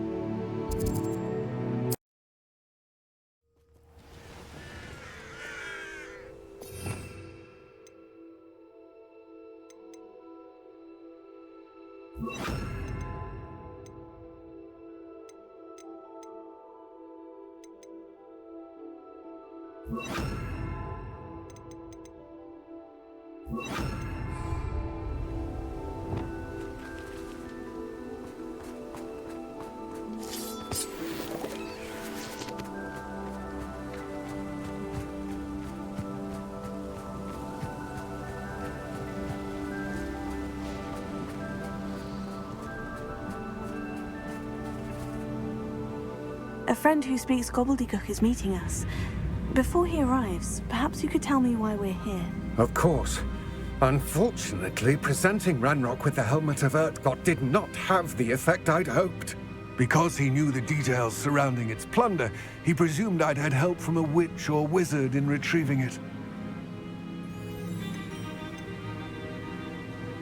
How else did he expect Goblinkind to get the helmet back? Seems he has no interest in making amends with you. I'm afraid we do not have the luxury of rational expectation when it comes to Ranrock. Damn Bragbor and his blasted journals. Bragbor? An ancestor of Ranrock's, renowned metal worker. If we are to work together, I suppose I must tell you more. Not long ago, Ranrock sent me to collect a recently unearthed set of Bragbor's journals. They described repositories that Bragbor had been commissioned to build for a group of witches and wizards. What do you mean, repositories? Large, magically fortified receptacles crafted from goblin metal. Ranrock recruited others to help me locate the repositories. We were to search anywhere that was connected to 5 names mentioned in the journals: Rackham, Fitzgerald, Bakar, Morganach, and Rookwood. Rookwood Castle. That is where we began our search. Why does Ranrock care so much about these repositories? He cares about what they contain. For centuries, Wizards have refused to share their magical knowledge with goblins. Your kind will not even let us carry wands. Thus, many goblins, myself included, have spent our lives mistrusting wizard kind. Ranrock was convinced that the repositories contained a magical power that wizards wanted to keep for themselves. He is determined to take it for goblin kind. But he's... Here comes my friend Amit. Probably best to continue our conversation later. Greetings, Lord Cock. It is an honor, sir. You speak gobbledygook. Oh, Bagalio. Enough. Please do not tell me that was meant to be gobbledygook. Well, yes. Perhaps my pronunciation was a bit off. I imagine certain dialects differ? Pronunciation is not the issue. I barely recognize that as language. I trust you can read gobbledygook better than you can speak it? I can, Sir Lodgok. Just Lodgok. Thankfully, we only need someone who can decipher written plans, since I cannot join you in the mine. What written plans? And why can't you come with us? We need some idea of what Ranrock knows or is plotting. I suspect a careless loyalist may have left plans behind. And I'm unable to join you because I cannot risk anyone reporting my presence to Ranrock. All you need to do is not be seen, either by the eye above the enchanted door or a loitering loyalist. What else should we know about the enchanted door? The door will not open while the eye can see you. You and your friend must be invisible to it to gain access. From what I know of wizard magic, that shouldn't be too difficult to achieve. Amit and I can do this. I will await your return. I shall see you soon. What are Amit and I to do again? Remain Amit... I will await...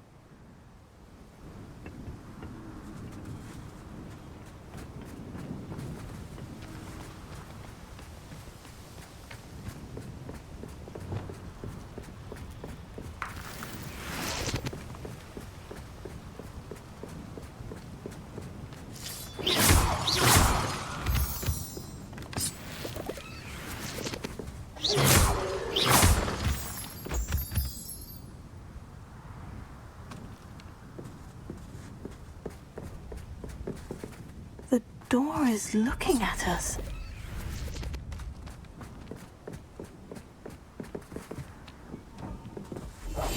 I'll be quiet.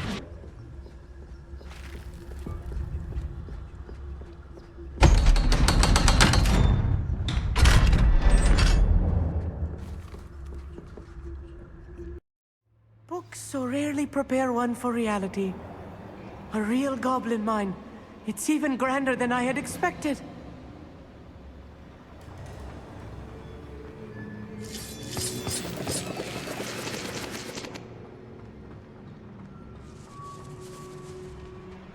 I cannot believe I met a goblin. Let's just learn what we can and get out. Look at this lift. Impressive workmanship for so simple a device. Impressive workmanship aside, it's the only way forward. Confringo, these machines operate on steam. Interesting.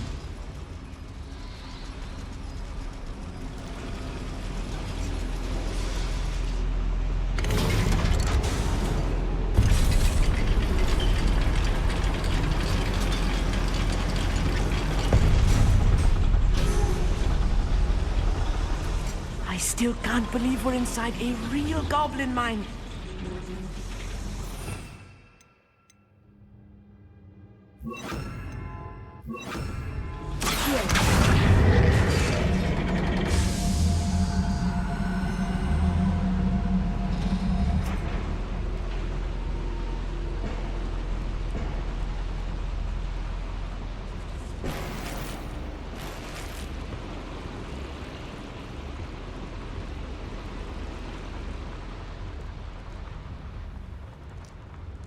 I've read about mines like this, but seeing one is something else altogether.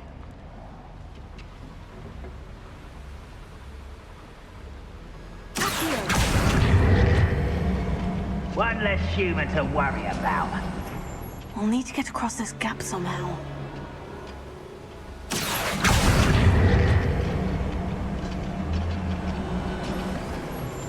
We need to be careful. As I'm sure you know, not all goblins are as friendly as Lodgok, to say the least.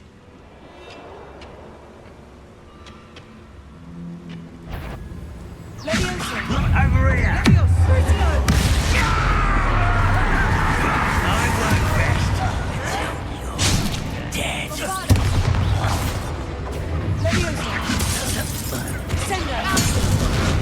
That was a little more than I'm used to. I'll get us through here safely, Amit. You have my word.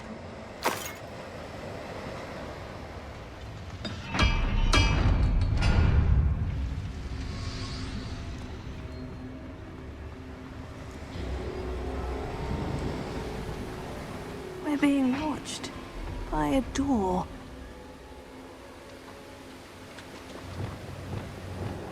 Right. Don't wish to be seen, do we?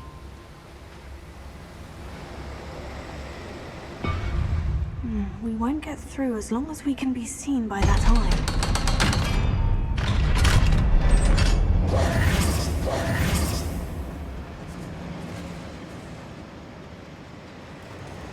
Revelio.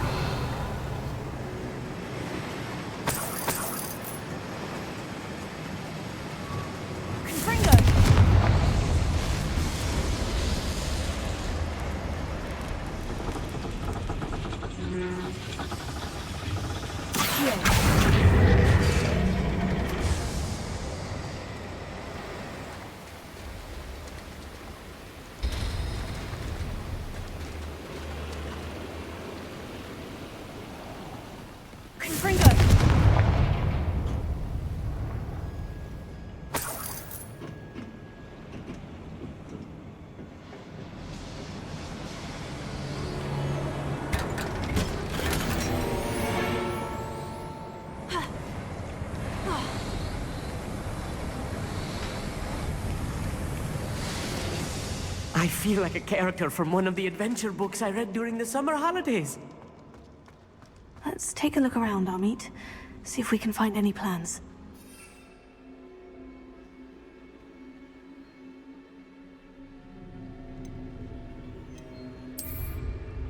Bound to be plans around here somewhere. Those goblins in my family were in the mines at one time or other. Revelio.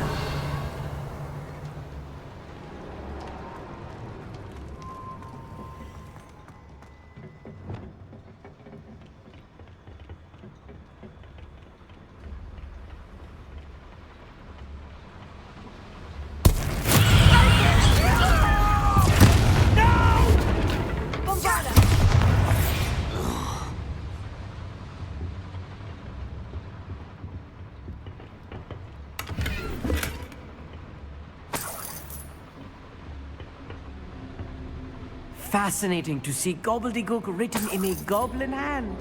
The flourishes are extraordinary. Let me know if you see any more plans or schematics. We can't return to Lodgok empty-headed.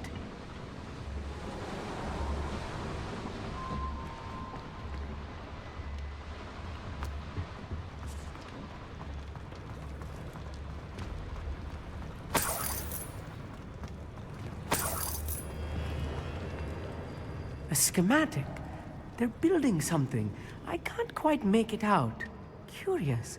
There must be more notes around here. What could they be building?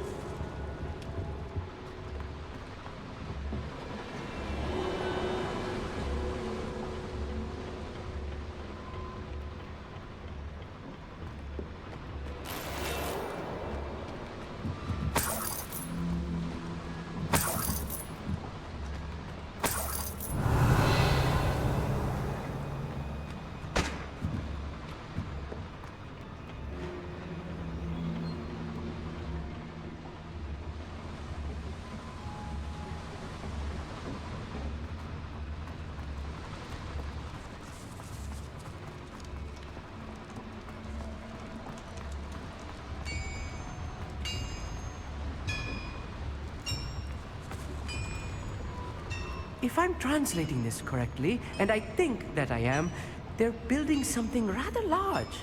But what? I will get to the bottom of what they've been building down here.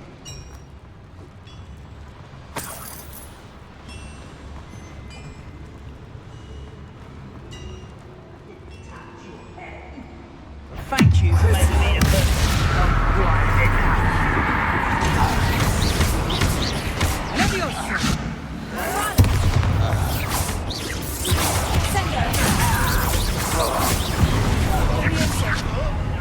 What are you doing?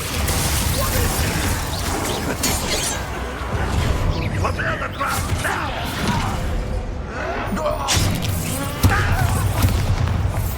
Round, wide.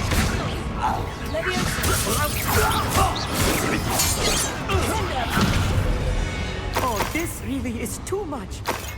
Stay close. I've handled much worse. Another boiler. This place is more complex than I had expected.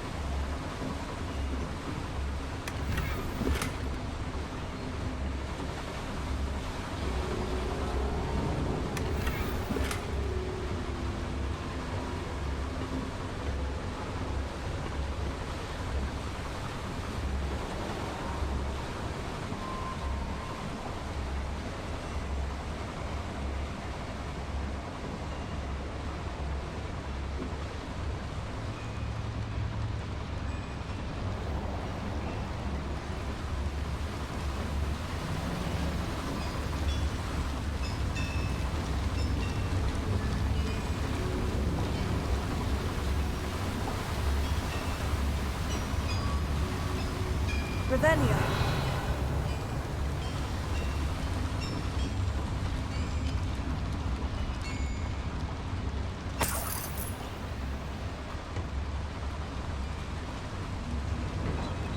Another schematic. What are they going to build?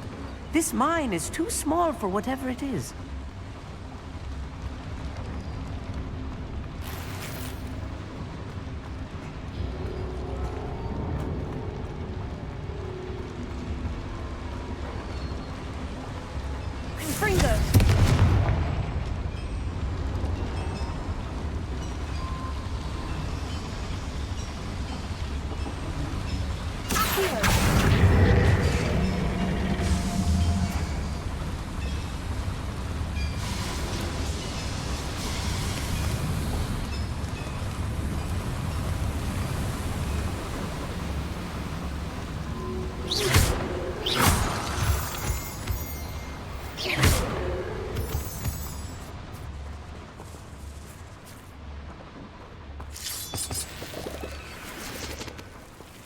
Devil's snare.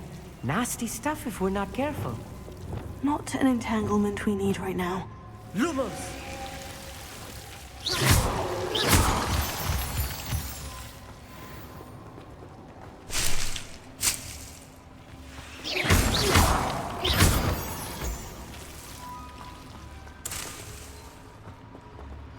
Revelio.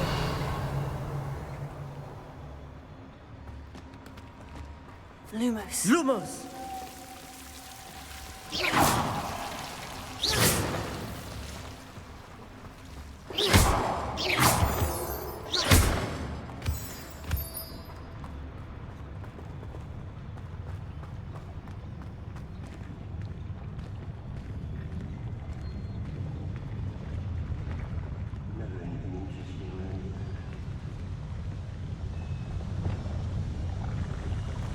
Bombarda! You think this is fun? That was meant for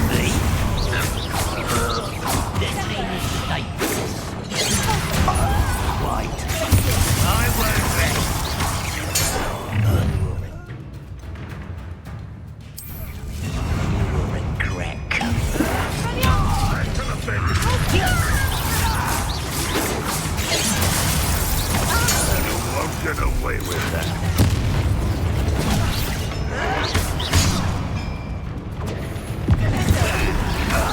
Back to the pit.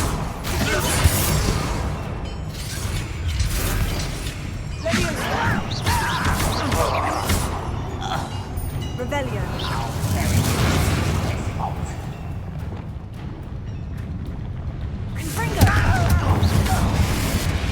How many of them are there? That should be the last of them I'll meet.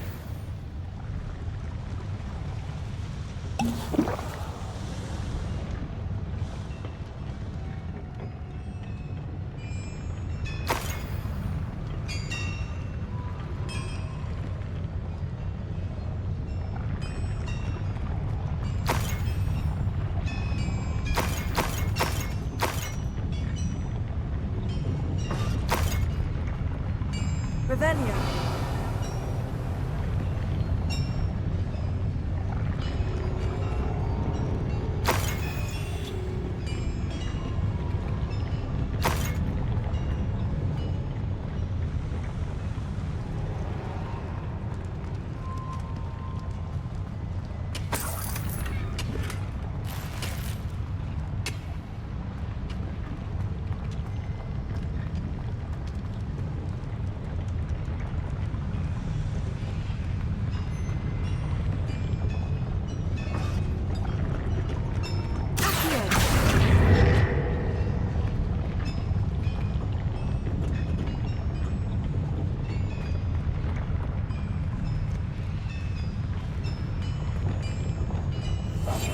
Yes, of course.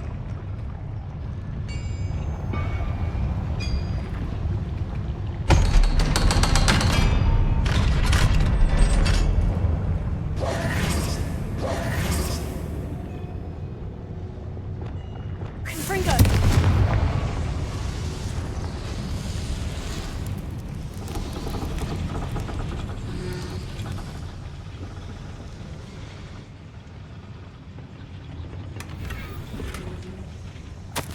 This is not good. They're building enormous drills, bigger than this mine could contain. Let's get out of here and tell Lodgok what we found. Revelio.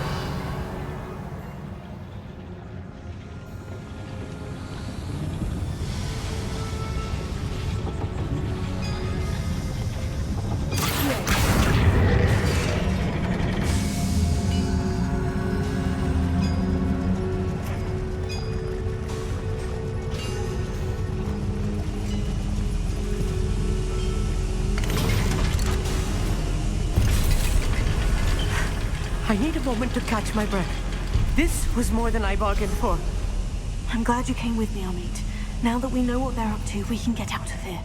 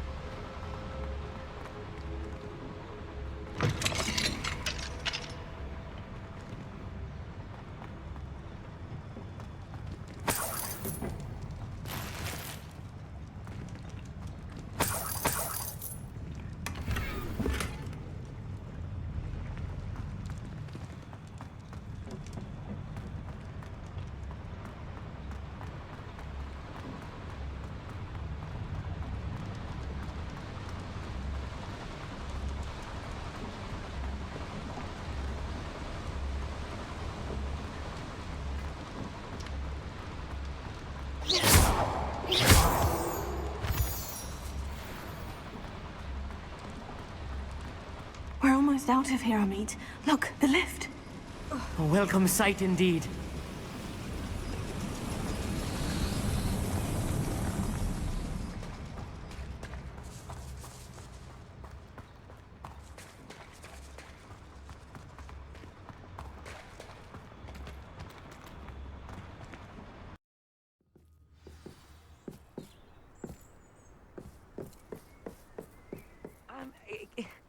Can we please talk about what just happened?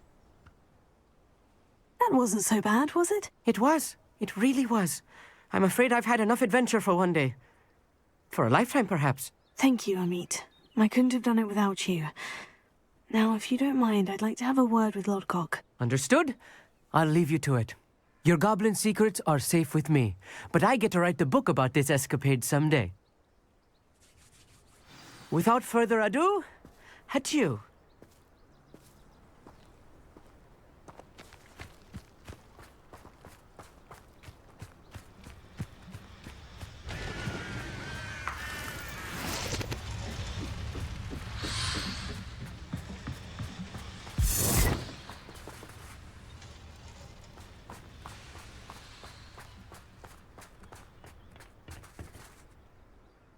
They're building enormous drills. We found their plans. Ranrock must be searching for the repositories. I fear you are correct. Other than Rookwood Castle, however, I do not know where else he plans to search. I've been wondering about something else you said before we entered the mine. Yes? If you share Ranrock's views, then why are you helping me? I expected Rookwood Castle to be deserted when I arrived to begin my search. So was surprised to find a witch there who had set up a sort of improvised research site. She was studying something so intently that she almost didn't notice me. When she looked up, I thought she would react with fear or disdain. But instead she did something that I will never forget. Without a moment's hesitation, she smiled and asked me to sit with her. She told me that she was a researcher and showed me a small, oddly shaped container with a strange symbol on it. She was certain it was made of goblin metal, but was unable to open it. She wanted to work together. Miriam. Yes. But how did you... Professor Fig's wife. He told me of her research, and I know of the container. Ah. The reverence with which she talked of goblins and their intelligence and skill, it caught me entirely off guard. I'd never been treated with such respect by a witch or wizard. So, to my surprise, I let her study the container if she would allow me to search the castle on my own. We parted ways, with her promising to share what she'd learned. More of Ranrock's recruits arrived, and we began to dig, eventually locating the first repository. Ranrock was thrilled with our discovery, but furious when I told him about Miriam. Berated me for trusting a witch, and I heard she'd been killed. You think Ranrock murdered her? I don't want to believe it, but I don't know. After that, something shifted in me. I had seen how the power from the repositories was transforming Ranrock, transforming all of them. I could no longer remain a part of it. Thank you, Lodgok, for telling me this. I tell you all of this so that you understand what is at stake. Ranrock never found all of Bragbor's journals, but the ones he did find suggest that Bragbor at some point built a repository far greater in size than the one beneath Rookwood Castle. What you've discovered here today worries me deeply. If Ranrock learns of the location of that repository, I fear we shall be destined for a great war. I will find out what Ranrock knows. Watch for my owl.